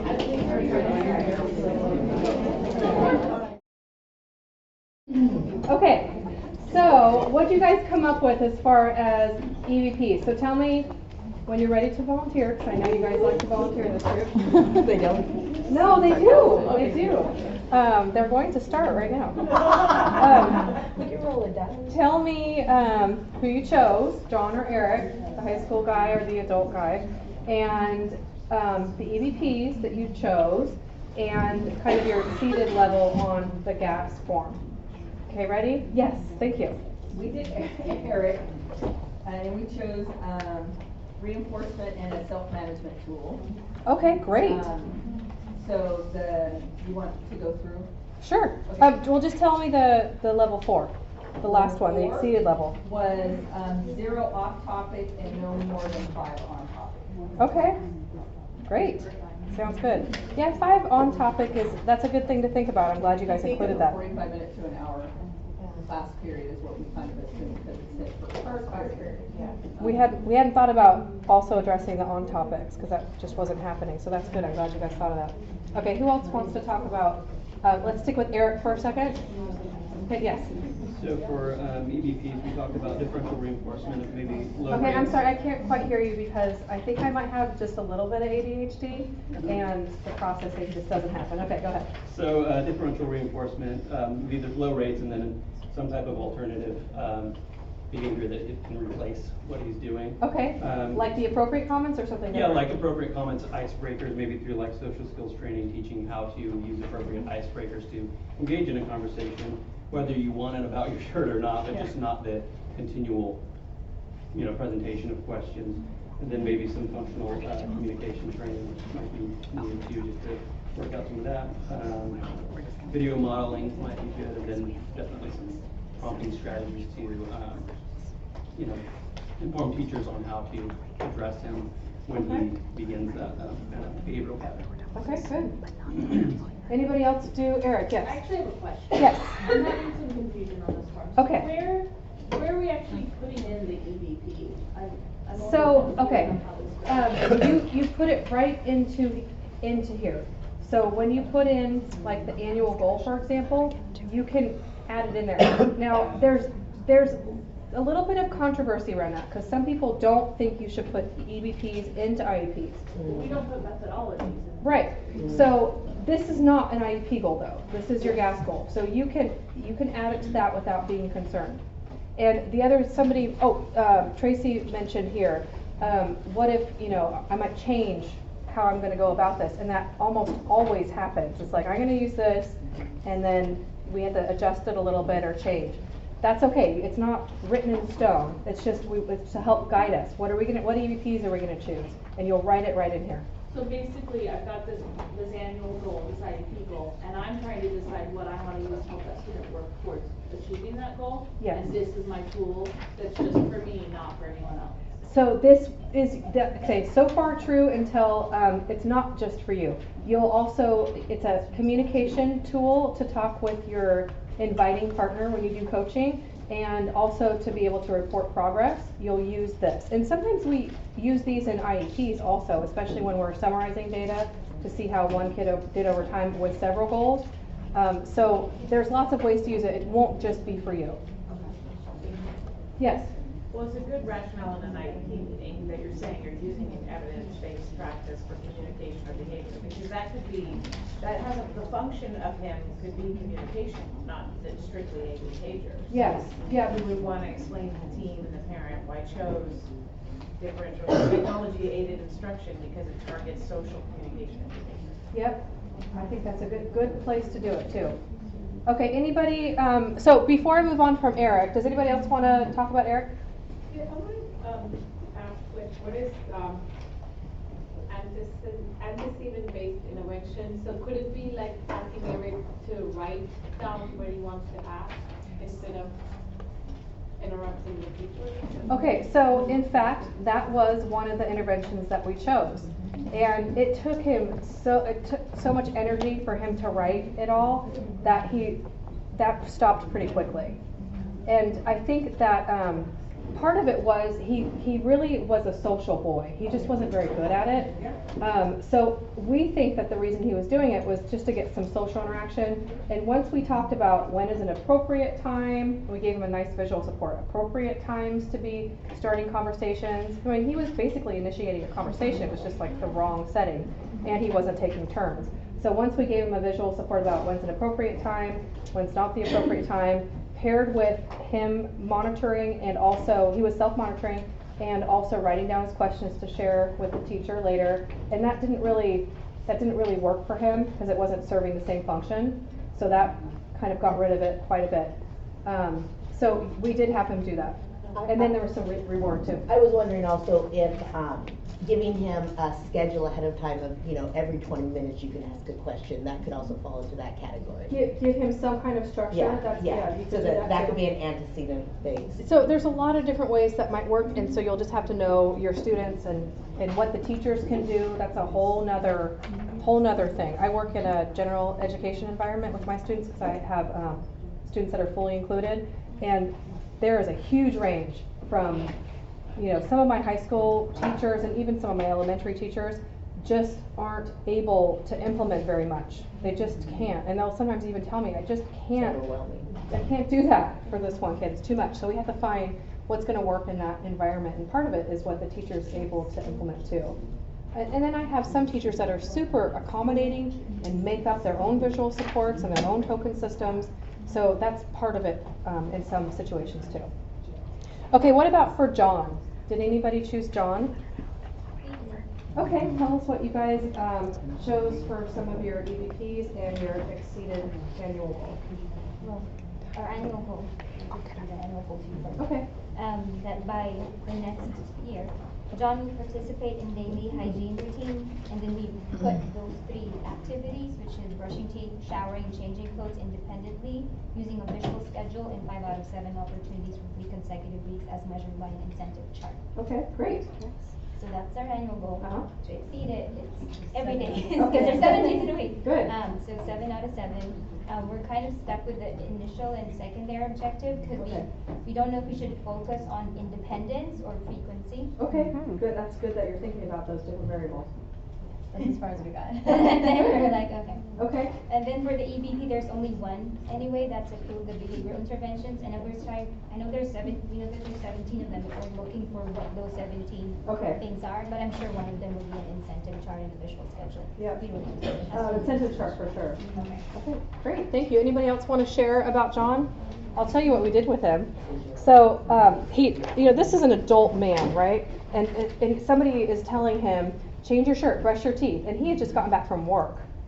So, I mean, he has a developmental disability, but also he's an adult man, independent to some degree. He did not want people telling him what to do, especially with no incentive. So that was a big part of it. So once we put his list of things to do on a visual support, like a little checklist, and paired it with a reward, and he liked so much stuff. He loved it. He loved going to his checklist and independently working through what he needed to do. And after that, it was a non-issue after that. He did not throw a cup after that again at all. It fixed it completely. So that worked really well for him. We were pretty excited. Okay, I have heard that I have been talking too much.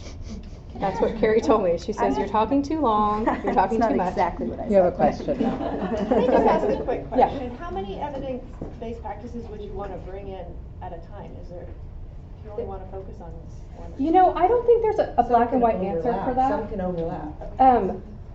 Obviously, it's going to be somewhere between 1 and probably 3 or 4. Generally, to start with, I usually try to find the thing that's going to give the greatest impact and not necessarily add everything at once. That's usually not a very good practice, but to build on it. I don't think there's a black and white answer for how many to do, though. And when you are watching the AFFIRMS modules, they are using, so you might be watching reinforcement, but they're using a visual schedule, for example, to reinforce them following the visual schedule. So And prompting. Yeah, or prompting to do it. Okay, so I'm going to hand this over to Carrie, and she has a very exciting prize to talk about. Really quick, somebody asked, and I thought it was a good question, to find those forms that are type editable. It's on the Captain website under Captain Resources, and if you scroll down, I can put it up at the break, you'll see the PDF and the Word version so that you can download that form for use.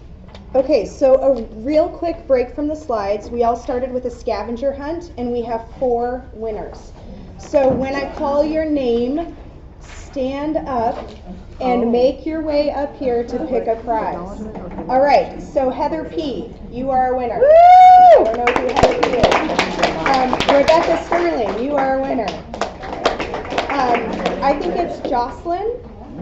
You are a winner, and Anita Gonzalez, you are a winner. You can pick any of those options. I think these are super cool. So here are your options. What is that? That's a portable phone charger.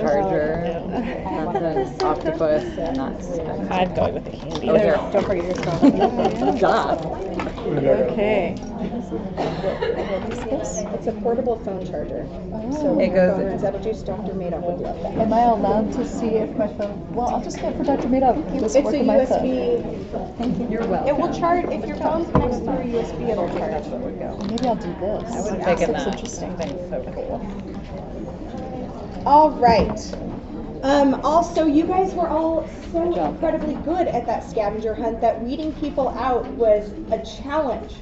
So if you had just one thing off, I had to weed you out because there were probably about half of you who answered everything mostly correctly.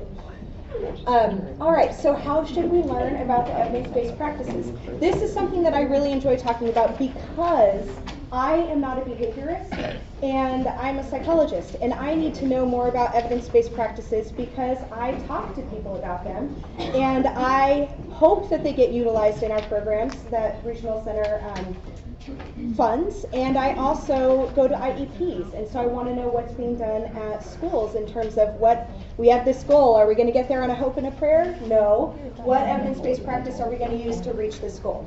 So how do we learn about them, and how can we bring them to other people? So you could always start at the Captain website. Which one is my fancy pointer? Oh, sorry for pointing at you. Okay. Why is it not working now, though? Sometimes on the screen it doesn't. Yeah, there you go. All right. Well, it's not going to work for me.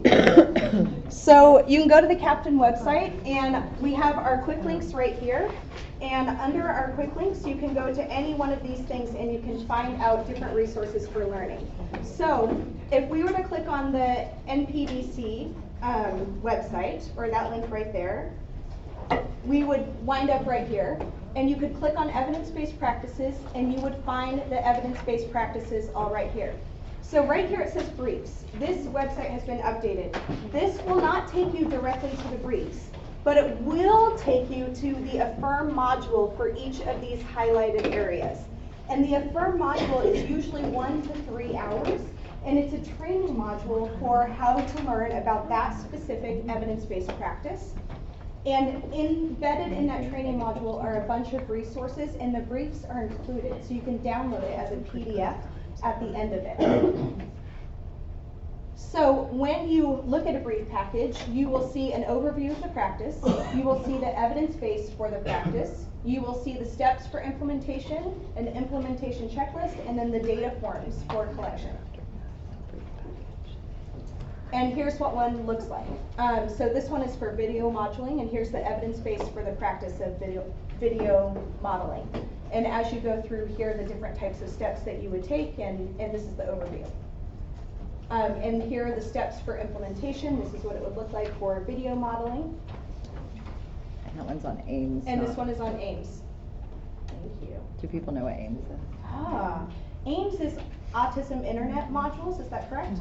And AIMS is something that Captain used to be closely tied with, but they have some things that are not evidence-based also on there, but there are free trainings there as well, and there are briefs there as well. So Captain now sticks closer to Affirm, which is the 27 evidence-based practices, but you can find more resources on AIMS. And then here's what a checklist would look like for video modeling. An implementation checklist. So Affirms. So they're designed to help you learn the step-by-step process for implementing an evidence-based practice and for planning and using it with learners from birth to age 22 who have autism. So in each module, you'll have key components of the EBP and all the different, or various ways, not all the ways, but various ways that you can use it.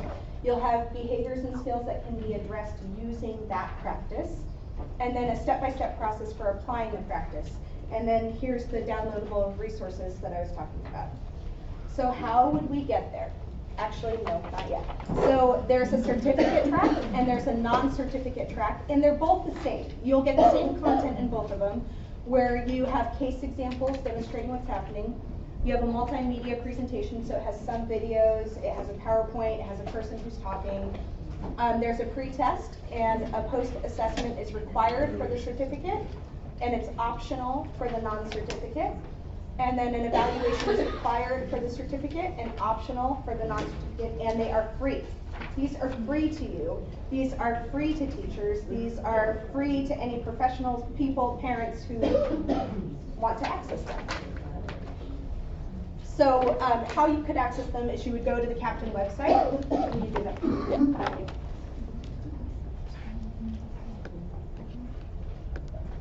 So you could go to the Captain website, to the homepage. Thank you. This is what it'll look like. And then you would click on the Affirm ASD learning modules, and it will take you right there. And you have to create an account. So you would sign up for an account. It's free. And then you could get started on the Affirm's modules. And if you could go to the Affirms modules themselves, and then scroll down for us. You could follow them on Facebook also. Yeah, you can. So there are 27 evidence-based practices. Right now there are 24. I'm most excited about CBI, personally, as a psychologist. But right now there are 24 out of the 27, and they're working on developing the last 3. So you could literally have everything you need to teach or to learn yourself about these evidence-based practices. It's pretty cool. All right, can you take me back to the... Sorry, I'm trying. What are the last 3?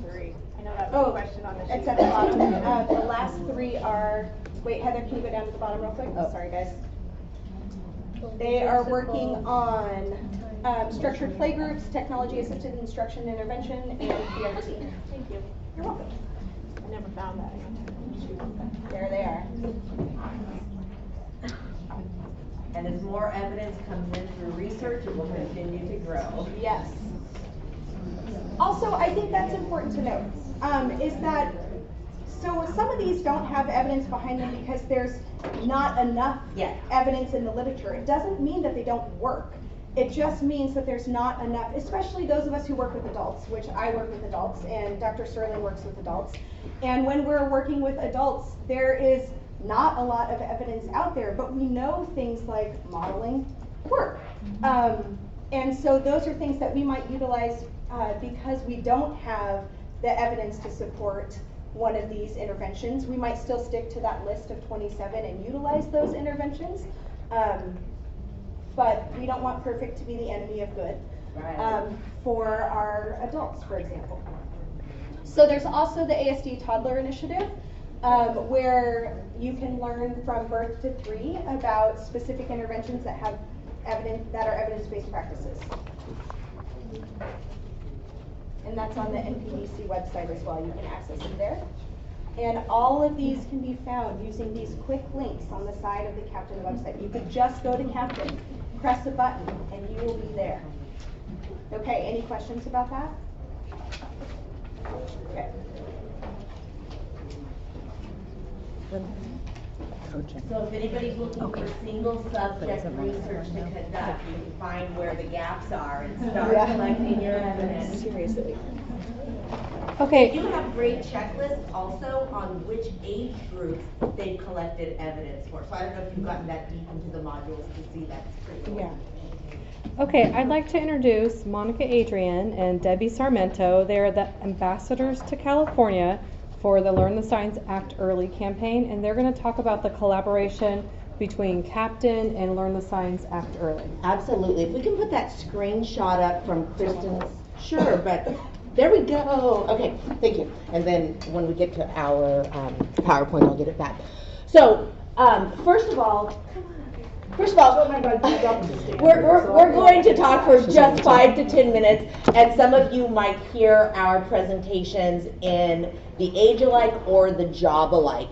But we want you also to know that even though you missed Kristen Wright's presentation, her PowerPoint slides are available to all of you to use on the Captain website, to read through, but also to use in your work. So while I was sitting in there, I took a screenshot of this slide. So I'd like you for a moment to just look at this slide and talk to your table mates about what this slide means to you.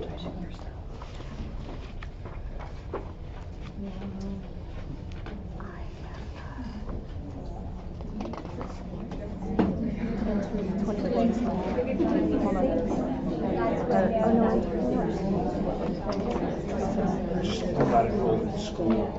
Going on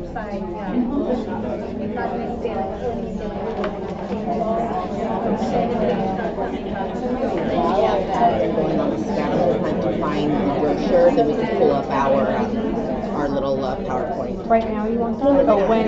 Yeah, when they're looking for it. Oh, what's your signal? Just raise your hand. Yeah, that's why. Okay. Yes. This is EDCO. These are the stats straight from our California Department of Ed. These are our current stats from our California Department of Ed. Good question. We see a little shift. This is my biggest challenge because I do work with adults and older people often, is that when I only stick to My little bell broke that I usually take. And there will be. They just haven't had it yet. So we have to see what could be effective. Do the research. And you're like, especially true for the adult population. Yeah. I mean, we want to start with the basics. Right. If you want to start but then you can go with your professional knowledge of what else might work. That one's for the younger. Right. It's a little bit different than I think saying I'm not necessarily going to use evidence practices for the younger group. Right. Okay, if you can see my hand, raise yours. Would anybody like to share what you were talking about at your tables? Oh, this was the table this is the group that needs to be voluntold. No, they're doing great. great. Yes. Well, we just noticed that the age of 6 to 12, there's gonna be a huge surge of kids that are gonna need support as they get older. That's a huge group, that's almost 50%. So my question to you is, this 48%, did they not have autism here? Yes, They did. Okay, tell me more. They're just not ideal, because I'm looking at that 0 to 5, that's my population. That's what I want you to look at. And That's I'm what saying, your population. and I'm saying really, it's probably only 3 to 5. Right. You're not getting. The 0 to 3. You're exactly right. You're exactly right. And in fact, if you really wanted to, you can go to DataQuest on the California Department of Ed and look at each age. And we bored people with those statistics last year. So, but if you really wanted to, you can go look and see how it decreases significantly under 3. So that's what we're here to talk about today. Debbie and I represent the Center for Disease Control's Learn the Signs Act Early campaign. And first, before we talk a little bit about that, how many of you are going to be going to the early intervention breakout group today? Okay, just a couple of you. Okay, all right. The reason we ask that is because we don't want you to have to hear everything 4 or 5 times from us today. So we're sorry to 3 of you. but that's okay. You're gonna have repetition, and you're gonna be able to reiterate this in your own work.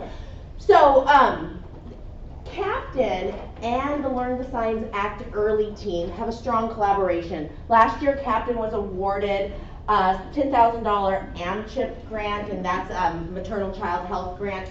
And they were able to really broaden the reach of the Learn the Signs Act Early campaign by creating regional brochures for each of the Captain regions. So, how many of you maybe heard of that or have seen that or know what I'm talking about? Okay, great. So, since today this is a hands-on interactive day, I'm sending you on another scavenger hunt. I want you to go to the Captain website, and I want you to find your region's regional brochures. And I have prizes that you can take home with you for the first person who finds your regional brochure. You just had them. I know, I did. Oh, there were, I think maybe right here. Yeah. It's in your region, but I want you to find your brochure, your customized brochure. Learn the signs actor. I got a hand up here. Yep, you found it? Okay. Right here, this gentleman. Okay. You find yours, and this is your region? You live in my region? Oh, I know you're Monterey. Okay, super. Here you go. All right. That's okay. You found your region? Awesome. So look, what are you seeing on your region there? What else are you seeing on those customized brochures? It's very specific to our county. Yeah. Contact information, if you look. Perfect. Okay, one more person. Who else found this? Okay. And by the way, everything that I'm showing or handing out right now, these are free resources that you can get on the Learn the Signs Act Early website as well. So rest assured, we're giving away things you can get for free other places. I have the brochure. Yay! Oh, wow, she gets a really tight prize. Okay, can you put me on the Learn the Signs Act Early thing? Tell us about that and how you got it. Well, I got it from the Contra Costa County Office of Ed when I was walking out of a meeting the other day. And it does have all of the steps starting at 6 months. It's a good overview, I think, for parents because it kind of tells them what to expect at each stage, all the way up to age 4. And I know from looking at the CDC statistics that the average age of identification is 4 years old. I just know that because I'm working on a project right now, but anyway, this is the brochure. On the Just back, a it lists our county, it lists all of the SELPAs within our county, and then some other specific contact. And the good news is that in your regional groups tomorrow, you're gonna be given a few boxes more to take home to your communities. The great thing about these Learn the Signs Act early materials, they are all customizable. So if you in your own district or county office of ed or regional center wanted to customize any of the materials that's available, you're welcome to. In fact, the CDC encourages that because those percentages that we saw at the beginning, this is gonna take a village to help get more children into services earlier. And I think what the purpose too is, really the materials are designed to increase developmental surveillance, right?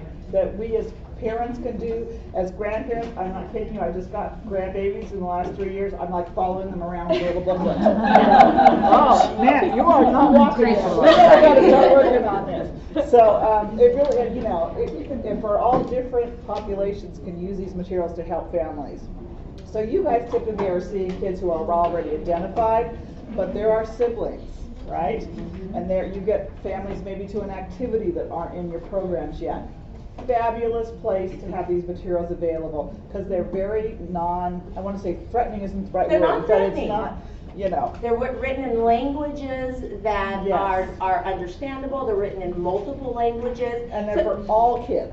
Yes. So how many of you believe it's important to identify children who may benefit from early intervention as early as possible? Oh, yeah. Okay, good. All right, so does the Center for Disease Control, which is why this campaign began in the first place, because we knew that children were not being identified with autism and other developmental delays in a timely manner. So really the campaign first started as a push to the medical community because many physicians and pediatricians were really taking the attitude of let's wait and see. And so there's a science and policy gap when we're taking the let's wait and see approach, because if we really believe, and we know because science has let us know, that the first 5 years of life our brain is most malleable and we want to take advantage of that, then if we're waiting until they're 6 to provide them with quality EBTs, then we're not going to, we're not going to capitalize and help these children reach their full potential. So then the CDC realized it's not just medical field that needed this information, but everybody needed this information. So early childhood education needed this information, and yes, parents needed this information. So these tools are really now geared towards helping parents in the driver's seat to really understand child development and typical developmental milestones. So one, it helps them to understand, which track their child is on and kind of anticipate, okay, my child is developing and I can anticipate that when he's 1, he might be able to do this. So, the CDC has also given me some tips to help him move him along this developmental trajectory. But they've also provided, other concerning observations. So if other concerns were present or if children weren't reaching these milestones, we also want parents to feel empowered to act early. And that's really why the campaign is Learn the Signs, Act Early. It's about helping parents have something objective to take to the doctor or to regional centers or to school districts to say, listen, I'm really aware that the observations I'm making are telling me that my little guy might need some extra help. So we want you to know that these materials exist. How many of you have ever heard of or used the Learn the Signs Act Early materials? Okay, so this is an audience. So there are materials, resources, trainings, handouts, on and on. So there are checklists, there are milestone moment booklets. There is a whole Watch Me training, which this one's really geared for early care and educational professionals, and they can get to professional growth hours. It helps them to understand what to look for as far as typical child development, but also when concerns are present. There are some great videos that show them how to have those hard conversations with parents so that they can help parents through the next steps or a referral process if needed. There are free children's books available for 3-year-olds, 2-year-olds, and one's being created for 1-year-olds that they can help parents read with their children and see the little characters in the book reaching their milestones. Pictures and videos that help us see what these typical milestones look like in action. and these brochures, and there's an autism case training. So if any of you wanted to go get more training, you can do the autism case training, which also provides other scenarios or video clips that you can use in your staff training. And last but not least, there's an app for that.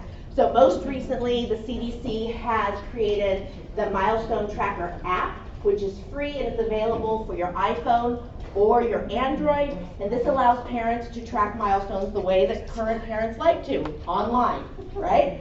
And so it's so wonderful because and this is a long PowerPoint, so we're not going to go through the whole thing, but basically you've got your checklists in there, you've got red flags, it'll tell you what to do if there's a concern. It pops up every time your child should be getting a developmental screening, which if you want to talk more, we can talk about what's the difference between monitoring and screening. Debbie, what else did you want to add about the app? Oh, it's just you actually enter your child in with their age, and then it does follow along and let you know things are coming up. So you could put your grandchildren in there. Yes, you multiple children. Did you do it? Did you do that? Yeah. How are they doing? Pretty good. Okay. Pretty good. Yeah, the 14-week-old just started rolling over while she's on vacation in Hawaii, so I'm like. There's also links to the videos and photos of the milestones here. So in the palm of the parent's hand, they can say, okay, now I see what that is trying to tell me. So if the language isn't enough, the picture offers so much more. So that's just a little taste of Learn the Signs Act early. If in our age alike, you're going to get more information. If you're in the job alike, you're going to get more information. And you can follow us on Learn the Signs Act Early California on Facebook, Twitter, and Instagram. Am I missing one? Because I'll start it. I think I'm a little too old for Snapchat. She says us, she means her. Okay. All right, thank you. Thank you very much. Whoa, that light is bright. Okay, can everybody stand up? Oh, that's a good idea. Okay, can everybody, I feel like it's can everybody jump 10 times? Inside recess, is that what 2, 3, 4, 5, 6, 7, 8, 9, 10. Okay, reach high up to the sky. Reach down to your toes or your calves or your floor, wherever your flexibility leads you. Do a back twist. Back twist. Do some self-talk that you have 1 hour till lunch, and it's going to be so riveting that you're not going to lose attendance. Okay, sit down. Thank you. We were going to give you guys a break, but we don't have time, so we'll just pass out raffle tickets for you being troopers. So Heather said 1 hour, but I would like to make a suggestion. What do you guys think if we do 50 more minutes? And then we can get out of here 5 minutes early, and then you guys can be first in line for lunch. Okay, we're going to try to do that. Reframe that. Okay. We're going to try. I'm going to try to do my best. Okay, so now we're going into coaching. What we have left right now is coaching, which I'm going to review with you guys. Heather's going to talk about implementation science and using these sorts of approaches in your training. And we have some a really cool checklist for that. Then we're going to finish up with a quick little quiz and the raffle, and we'll tell you what's going to happen next, and then you guys can go to lunch. So there's just a little bit more.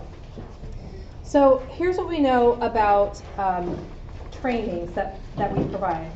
If we just have lecture, and so this is like the typical, we used to call them sit and gets, where you sit and just hear what they have to say, the knowledge of the content, you're taking away about 10% from that. So 90% of the content, you're not taking very much away. Your participants are not taking very much away.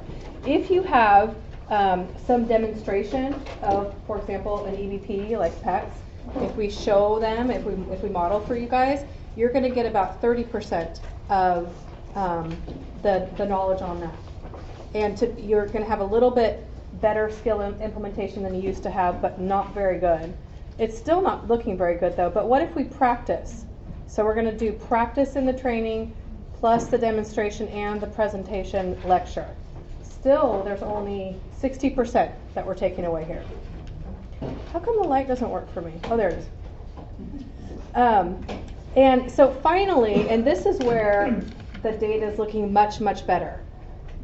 if we give people sit and gets and we practice and we demonstrate, and then after the training we go and support them through coaching, then we get really good knowledge of content and skill implementation. So that's what we're trying to aim for here. And that's why we have coaching be a component of your responsibilities as a cadre. Because we know that just getting up there and telling people how to do it is not going to get us very far. We're going to get really, really far, though, if we provide coaching in a systematic sort of way. So I'm going to talk about that a little bit. And we have this slide available on the website, too, if you guys would like to have it. Okay, so before we talk about this as it relates to Captain, I have a friend who is a life coach. And we went to like a women's retreat where all these different people came, and I didn't know most of them, but my friend and I went, and my friend was talking about how her divorce was difficult for her, and she was a single parent now, and those are the things that she was struggling with. And the life coach was very supportive in her, and she helped her develop some stress management tools, and she took my friend where she was and helped her up a little bit.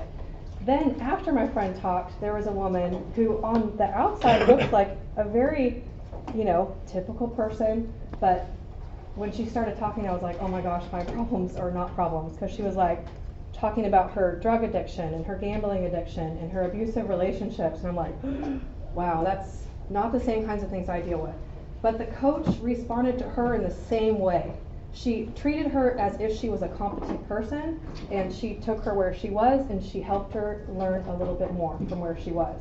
And so I learned a lot from that, because she treated her exactly like she did anybody else, as if she were a competent person that was able to learn and grow. And I thought that was a really good lesson for me. My boyfriend is also a high school coach. He coaches varsity baseball and wrestling. And they've just got, are getting done with the wrestling season. And he talks about some of his wrestlers sometimes. And he has freshman wrestlers that just got there, and he's like, they know nothing. They barely shower. And so he's trying to help them with just basic skills and basic getting along with your wrestling team, even though it's kind of an individual sport. And then he has others. They just did a regional wrestling tournament. A guy got first place in that regional. So he's got all these different people on his wrestling team that he's coaching and developing into the best wrestler that they can be. So the reason I'm telling you these stories is because you're going to use the same sorts of concepts when you work with the people that you're going to work with, teachers or paraprofessionals. You're going to accept them for the skills and knowledge they have, assume that they have some level of competence, and help them grow from there. The main focus in coaching is developing the skills and interests of the individual teacher. So it's not about your agenda or what you think needs to be put forward, but it's about what they're interested in. In general, I would say a good coach is a good observer, a good listener, and is objective, sort of a neutral type of party.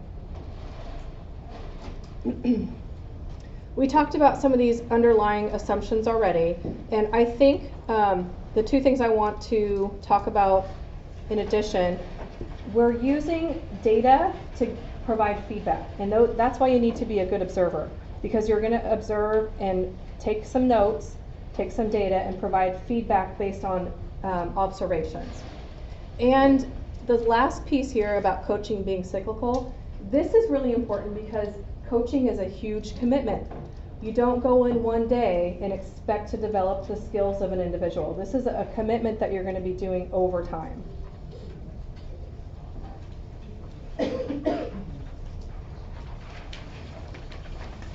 So a lot of you have had training and practice, and some of you are just naturally good at this, and some people need more practice. But I just want to give you a little bit of examples, open question versus closed questions, and then I want to ask, what kind of different responses do you think you'll get depending on the kinds of questions you ask? So if I were to say something like, tell me more about the data collection system you're using versus are you using data? What are the different kinds of responses you might get? Just a yes or no for the closed question. So in the closed question, you're just going to get a quick yes or no, one-word answer. What? And also judgmental. Thank Like, you. If you ask me that, Yeah. I'm gonna think you don't think I'm getting data. Yes, you're going to get more of a defensive response if you say, well, do you measure data? Do you have a curriculum? Do you measure in some way the behavior of this person? As opposed to describe your curriculum to me. Tell me more about your data collection system. And that is providing the assumption that you expect some level of implementation already. Just tell me about what you're doing, and then you know where to start from.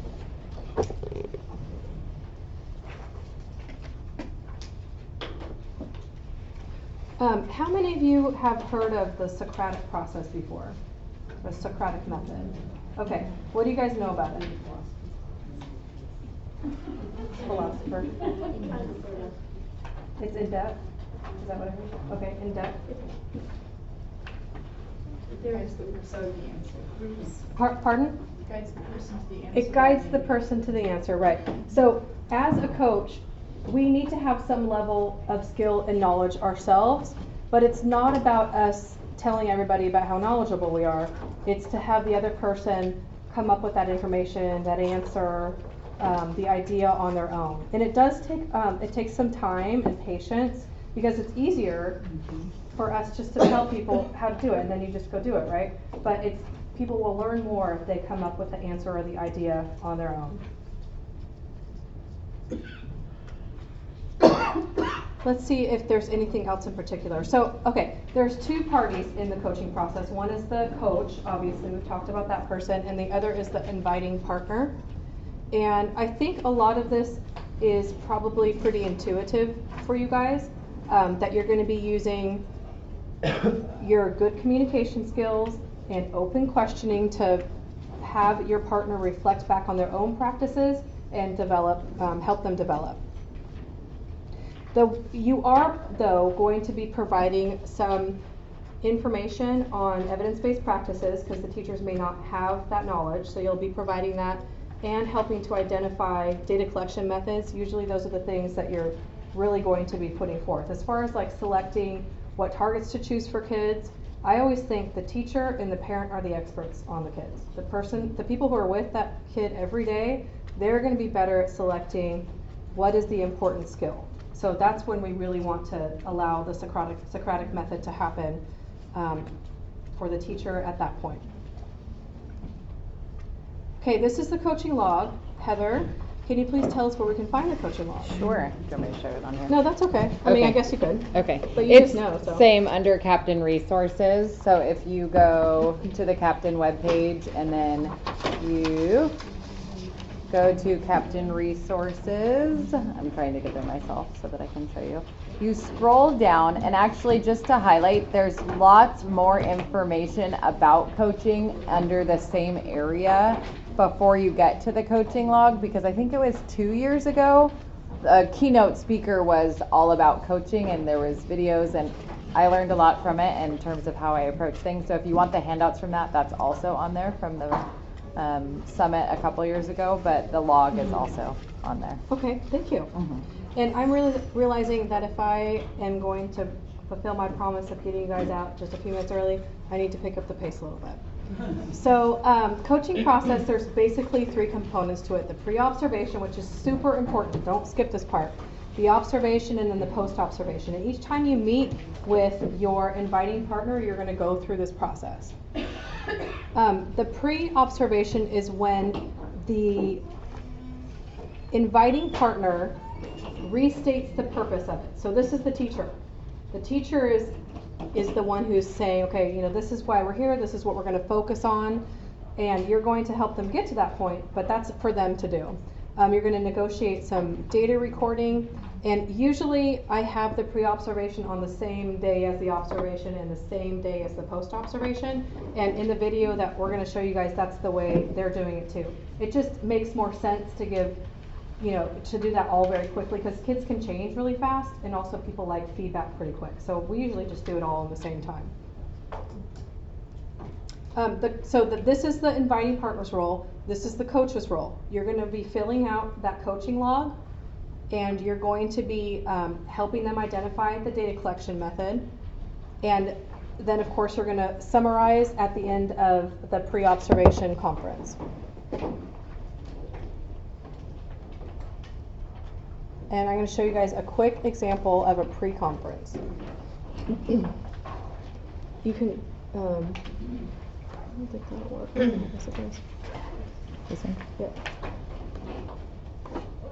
Top one. You have to rewind it all the way, but that's the one. So in this, I want you guys to kind of notice how the coach is reflecting back. So we're And getting together negotiating for a the target. pre-coaching conference, and this is something we've done every month this year, so you kind of know the drill, I'm sure. Let's talk a little bit about your concerns and what you want me to look at today. Well, things are going really well in the classroom. The kids are having a great time with the spring weather.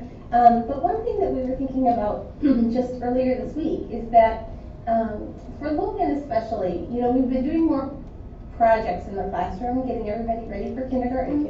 So we've been doing, you know, arts and crafts projects or whatnot as small groups. Because I think that's something that they're going to need to do in kindergarten. Oh, sure. And he's just really having a hard time with it. He's seeming to require just a lot of our help. He's getting up from the table quite a bit. He's just asking for help all the time. Like he really is wanting that one-to-one support, even though we don't think he really requires that. You know, he's able to do the project, but he's just distracted, asking for help, getting up. Okay. So it sounds like your concerns are that in that small group activity that seems distracted and like he needs a lot of one-to-one support. Yeah, I would say. So if I were to take some data today, what kind of things would you like me to look at, or are you not quite sure what you want to see?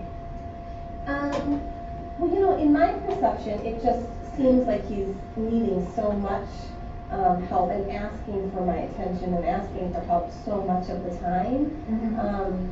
I don't know what you could do with that. Well, one thing we could do is track the number of times he requests assistance. That would be great. Okay. And you know, if I think about it, it would be good to know kind of what I'm doing, because I think sometimes I'm just ignoring him. And I'm not sure if that's the right thing or not, but it's like I can't respond every time. And so, you know, I just don't know what to do. Okay, well, how about if not only will I track the number of requests he makes for assistance, but the type of response you get. So we could look at maybe 3 different kinds of responses, because there really aren't that many different kinds of responses. You could ignore him, you could honor his request and help him, or you could prompt him to do it himself, or prompt him to ask somebody else for help. So why don't I put down like 3, how about ignoring, helping, and then prompting? That'd be great, just to know what it is that I'm doing. And maybe, you know, I wonder if that'll help us understand, like, when he gets up from the table and when he stays, or, Okay. Oh, okay. So in this observable behavior part of the coaching log, I'm going to put for students the request for help, and then under adults I'll put response to request. Ignoring, helping, and prompting. That sounds great. All right, and then after I'm done with the observation, we'll get together again and we'll talk about what we thought. Super. Thanks, Kate. All right. It's still going. Write your name on This is the observation part. Could you tell me a crayon out of the box right there? I'm sorry. Okay, how are you gonna do it?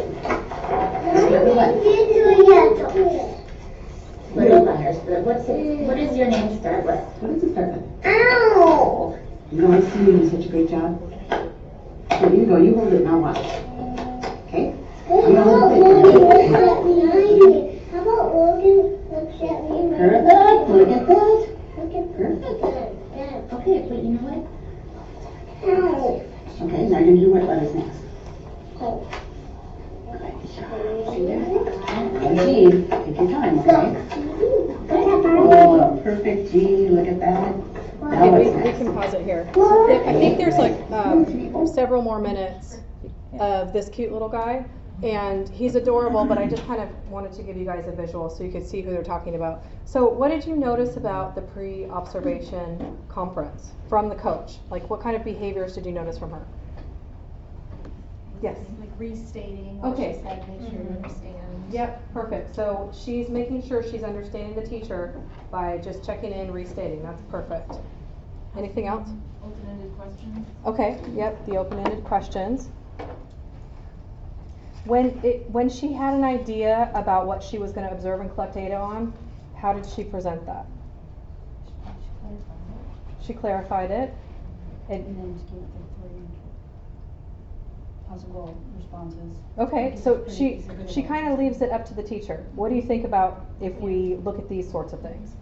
Another thing I noticed about this, and they said it in the beginning, that they've been doing this for months, so they know how the drill goes. You can tell that the teacher has some level of trust. She's trusting that person because she says, you know, I think sometimes I might be just ignoring him. Can you take a look at that?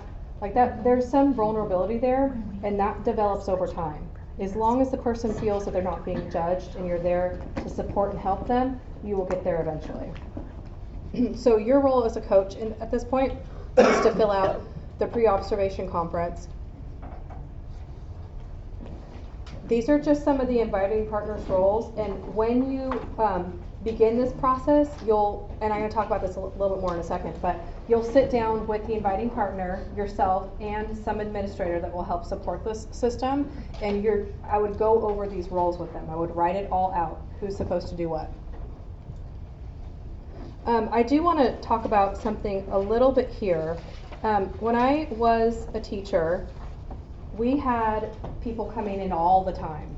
The OT, the speech therapist, the APE person. And I remember one professional in particular and one student in particular because I learned a huge lesson from this. This was a boy who was 7 years old. He was completely nonverbal.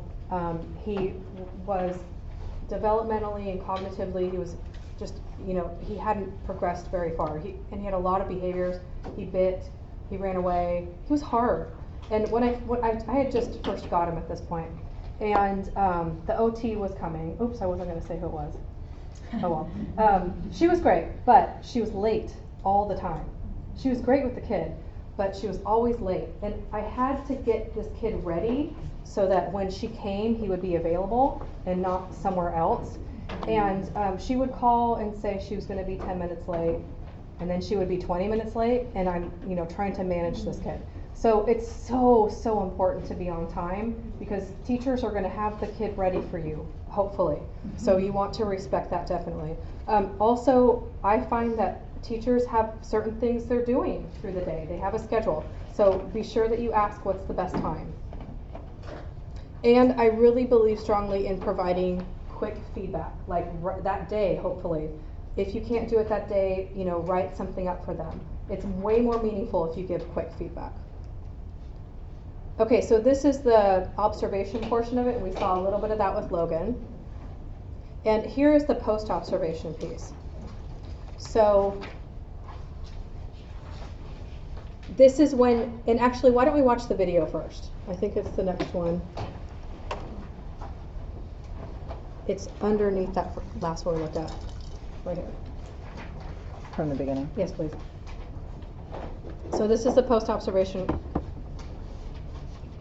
Okay, so that was a really fun lesson. Thanks. Seemed like the kids really enjoyed making those videos. They did. It was so fun. So we're getting back together to kind of talk about what it is that I was observing and what you wanted me to look at. Great. So, I took a little bit of data while I was sitting there watching, and the two things that we were going to be looking at were Logan's requests for help, and then how the teachers were responding there. And it looked like there were two teachers. One was you, obviously, and then the other one was... That's our occupational therapist. Oh, okay. So she's there occasionally too. Yeah, and he just goes back and forth asking for help. Okay, well, great. So I'll let you kind of look at my data.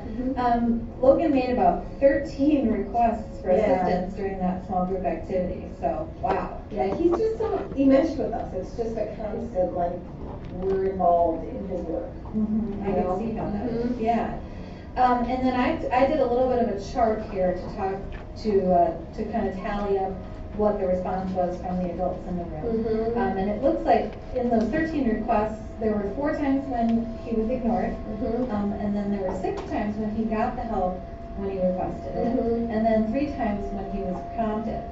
So it looks like the majority of the time he was either getting assistance or being ignored for his, and it was about 50-50, right? Right, so, it does look like, wouldn't it be nice if instead of ignoring him or giving him the help he wants, wouldn't it be nice if we could be more frequently prompting him to do it on his own? I wonder how we could do that.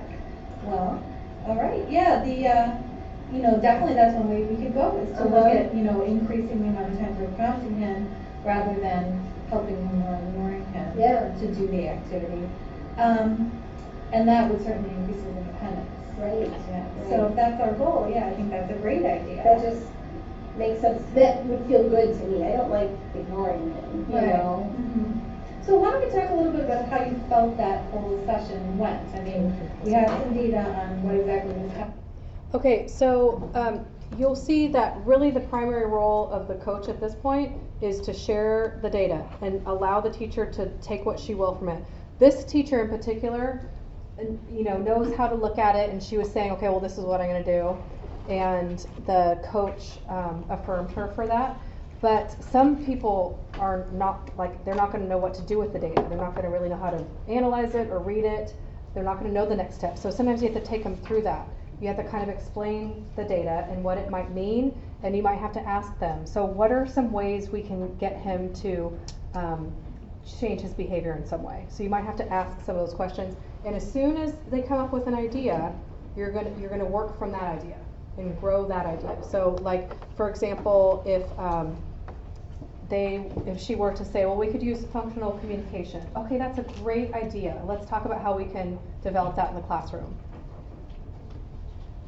You're not going to be giving very much corrective feedback at this point, if any at all. I mean, if you have a relationship with the person, you might give a little bit of corrective feedback, but I would say leave that off the table for a long time, months and months, until you develop a relationship. Okay, so this is the post-observation log, and this is what you're going to use to talk about the data. I'm skipping over a little bit here. This is what the whole log looks like. And I do want to watch the school administrator's reflection on coaching, and then we're almost done with this part. Where's that? Oh, right here. Yep. From the beginning. Yeah.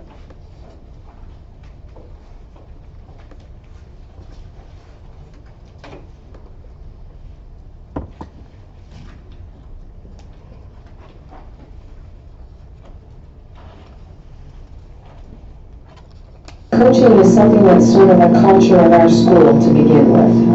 Our teachers work very closely together with one another, and share their expertise with one another and go to each other for help when they're stuck. I wanted to set this building to a certain vision, which was total collaboration, total teachers being open, wanting to work with each other, not afraid to share data, share ideas, those kind of things.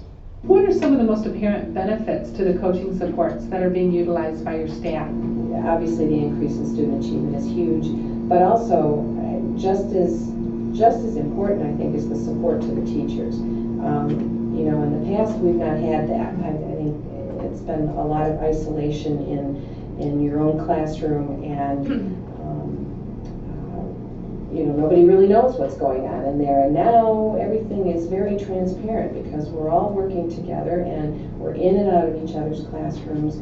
There's all kinds of modeling going on and sharing of data and looking at the data, even sharing of students among teachers. So everybody kind of knows what everybody else is doing these days. So I think that's a huge benefit. Nobody feels like they're sort of out on an island by themselves. And The teachers before only relied on themselves to find out where the kid was missing. And if the kid was missing something or not getting something and they weren't seeing it, then it was refer the kid, you gotta do something to get the extra help. Well, now with peer coaching, or whether it's ICT or co-teaching or whatever, it's another set of eyes, it's another professional that's helping them, And they're picking up things that the teacher by herself or himself wouldn't see. What were some of the initial challenges or barriers you faced when implementing this initiative?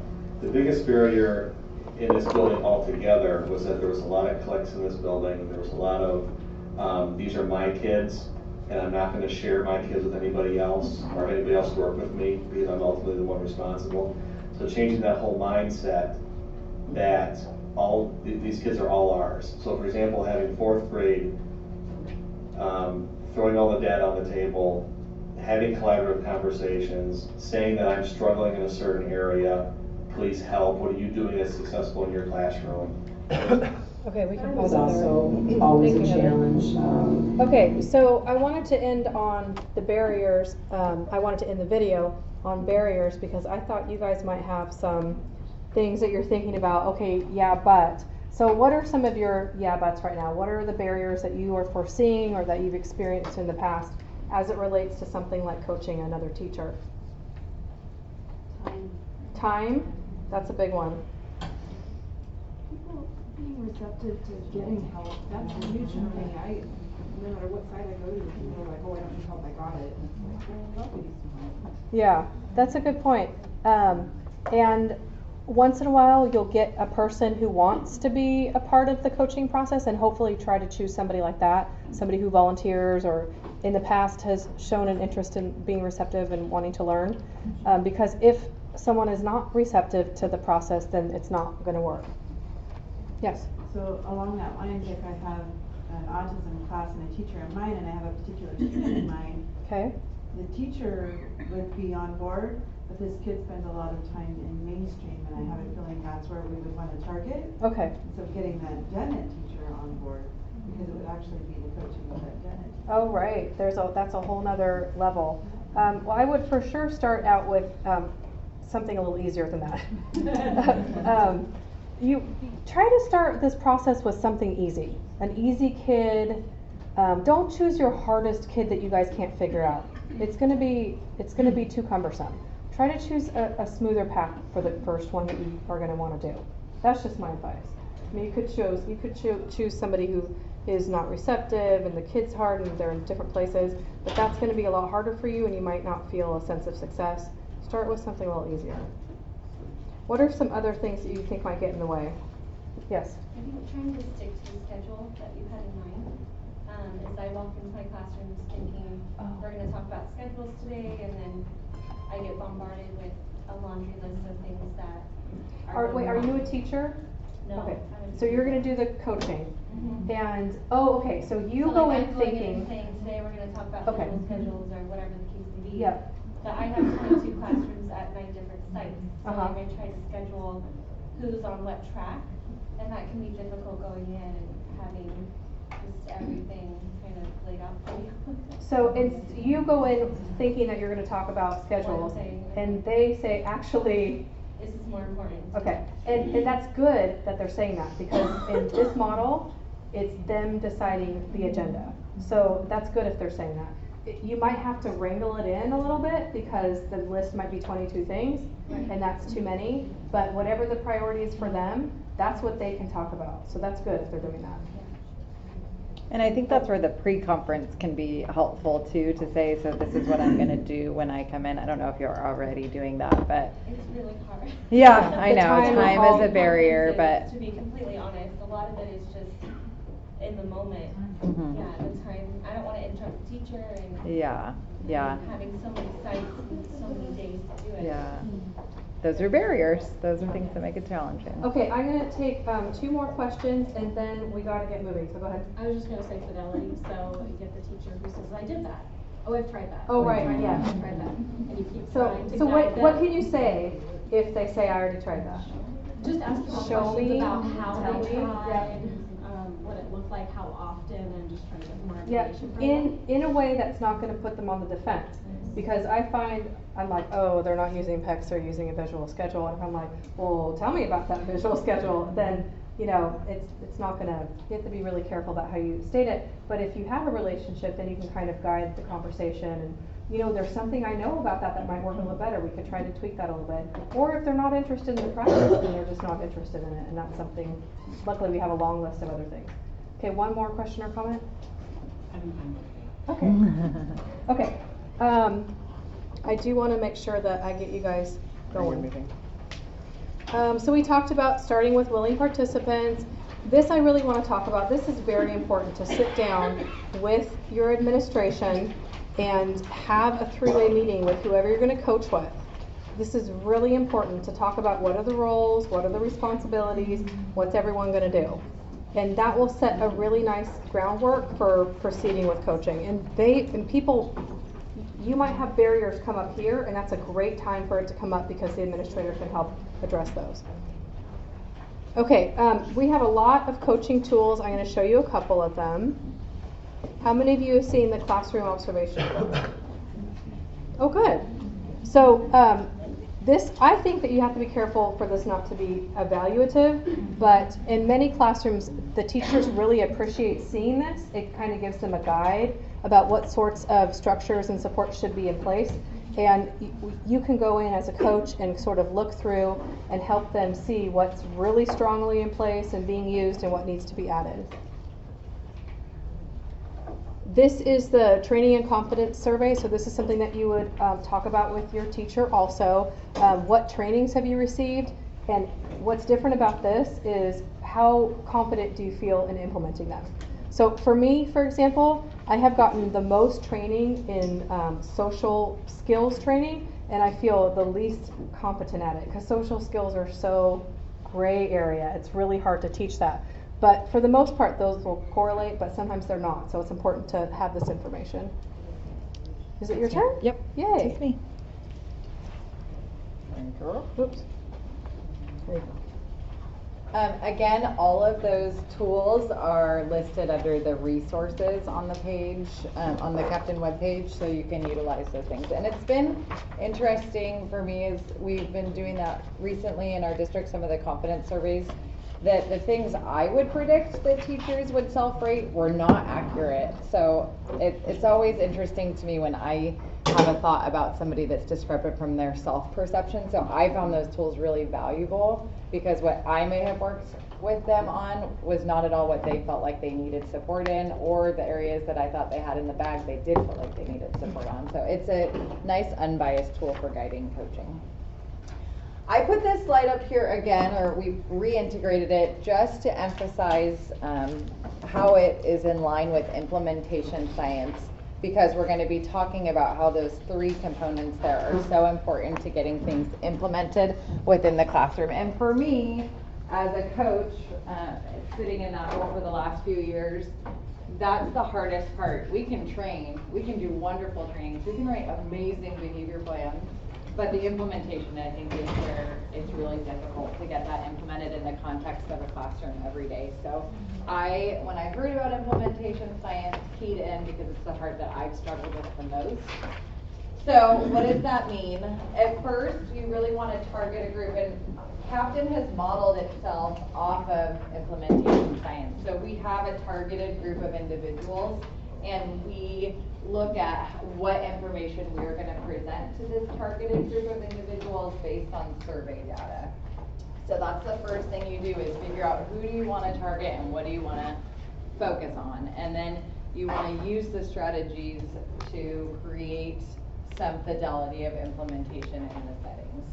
So this is the definition of it. It just uses common frameworks, principles, and best practices to study and improve the implementation of evidence-based or evidence-informed practices in the real world. So this NERN link right here has, what does that stand for again? National Institute of something. He presented last year, and it was really interesting to hear about some of the components of implementation science and what they found. And it's an area that's being studied a lot right now in various settings, not just in school-based settings for autism, but there's lots more coming out about it. So here's the steps that we know. So we want to be very careful in our selection of the procedures and the content, like I said. And then we want to be clear about the core components of our training. So we want to state the focus of our training. So you guys all got your agenda handouts. We are green, so you got them electronically, but did it state pretty clearly in there what we plan to cover during Captain. So you want to be sure to do that with your group. The pre-assessment of core components.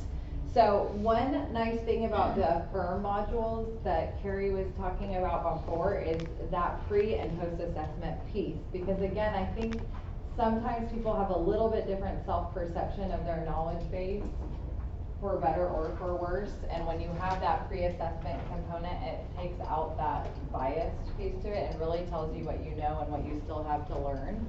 And it can be informative also to the presenters to know what to emphasize more or less.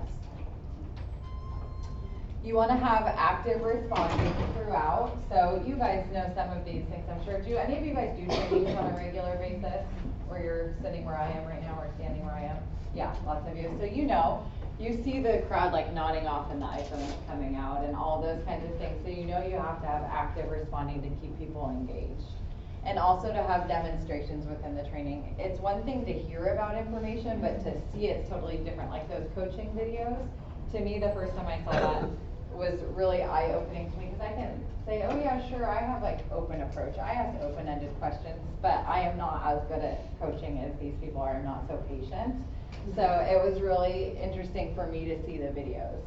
And then to also have the practice opportunities with feedback on that so that you can say, okay, we're going to talk about modeling, we're going to do that, we're going to implement it, and then I'm going to give you real feedback using the implementation checklists that are on Affirm, or if you have different implementation checklists that you use. This can be, in my experience, the touchiest part, the fidelity checklist or implementation checklist. People get a little uncomfortable because it feels evaluative. And so oftentimes when I'm in the coaching role, I will model the skill that I'm talking about and I have them do a checklist on me because I'm not perfect most of the time. So I have errors in what I'm doing and I'm the one who's teaching them. So to show that this is just a tool to be able to provide feedback so that we can all improve in our implementation. And then to do the post-assessment. So you use the data to revise trainings and for you as the trainer to be more effective moving forward and share that data. The post-assessment piece, it is built into the Affirm modules. As a trainer, I think that's another tricky thing in school-based settings is to say now you're going to do this post-assessment.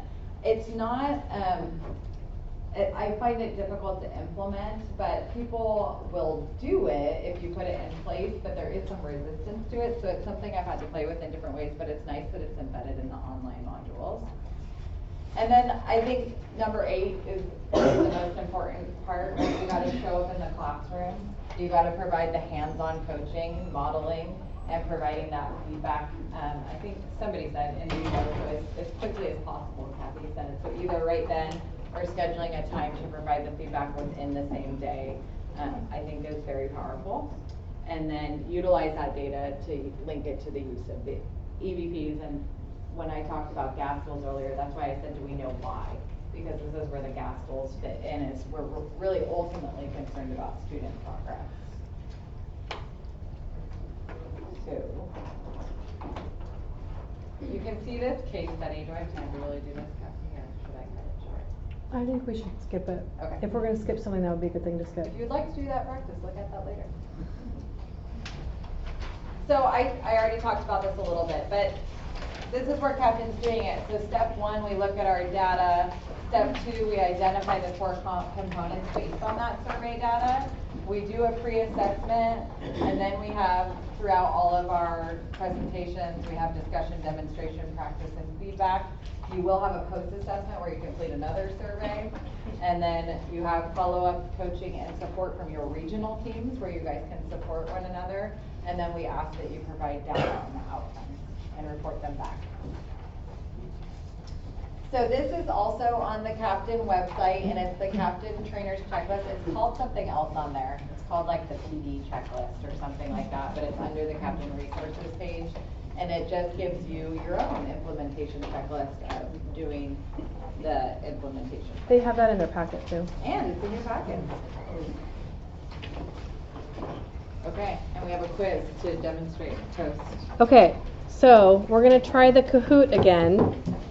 And this time this is actually to see if you guys learned some of the content areas that we were hoping for. So what's the website again? Kahoot.it. I said it wrong the first time. And we got 44 people last time, so let's see if we can get everybody this time. No, can't do this sound.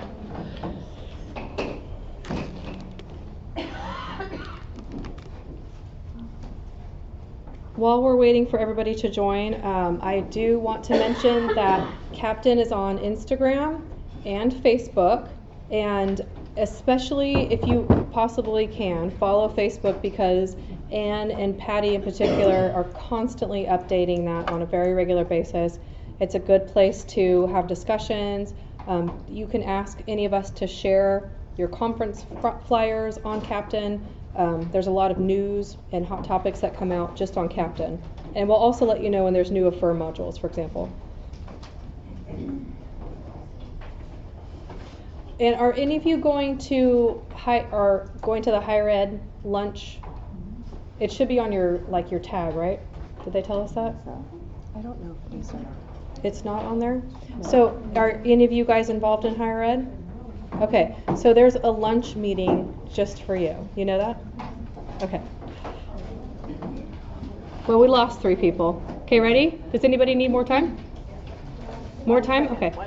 My phone's really slow. I think the internet's slow slow. at the same time. Okay. Oh, I see some people using their little Post-it note thingies. Isn't that cool? That's a good prize, I think. Okay. All right, here we go. 3, 2, 1.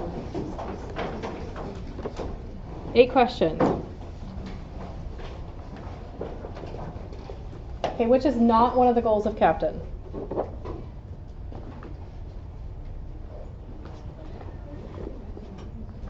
Increase collaboration and standardized use of EBPs.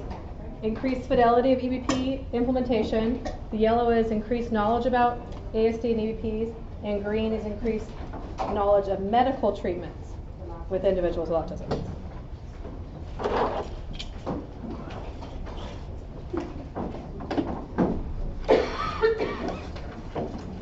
Oh, look at that. Good job. Oh, who is this? Who is this? Ken and Nick? Ah, nice job. You're fast. According to the Captain vision statement, which of these does Captain focus on? The red is Google searches of treatments for autism. Blue is evidence-based practices. Yellow is working smarter, not harder. And green is providing lots and lots of in-services.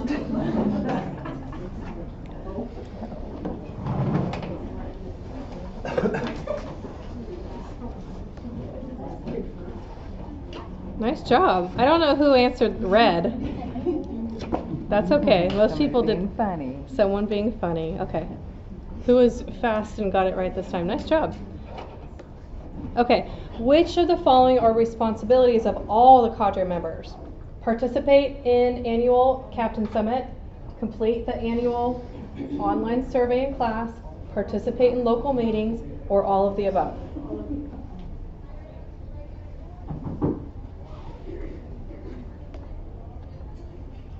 Someone's getting in line in lunch in front of us. We'll be okay. Good job. We'll be okay. According to the research described in National Standards Project 2, which of these is not established? Red is social cognition intervention. Blue is scripting. Yellow is modeling, and green is self-management.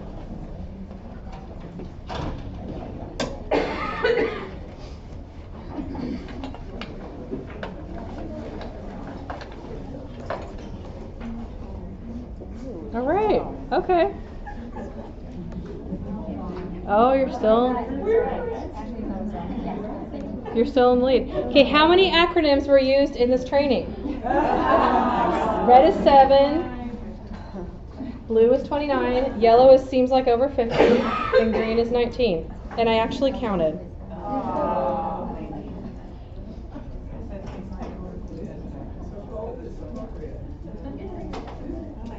It was 29. Yeah. According to the NSP2, which is the only established intervention for individuals with autism over 22. You guys know this one.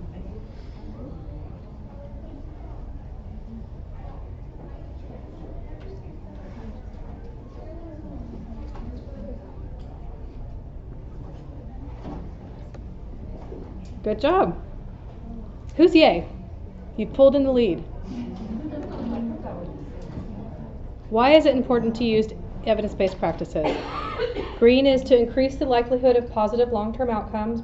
Blue is many public school systems require or encourage the use of EBPs. Yellow is there are many interventions with no scientific evidence, and green is all of the above. I know. I should have them. Make sure you read through all of them.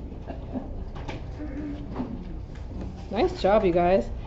So do we not know who Ye is? Anonymous? Oh, good job. Okay, this is the last one, your last chance to fall into the lead. As a Captain Cadre member, how many trainings are you required to provide per year?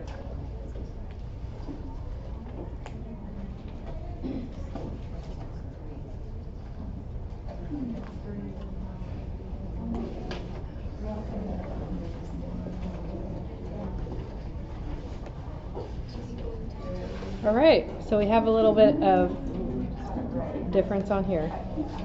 Okay, who won? Oh, yay. Yay won.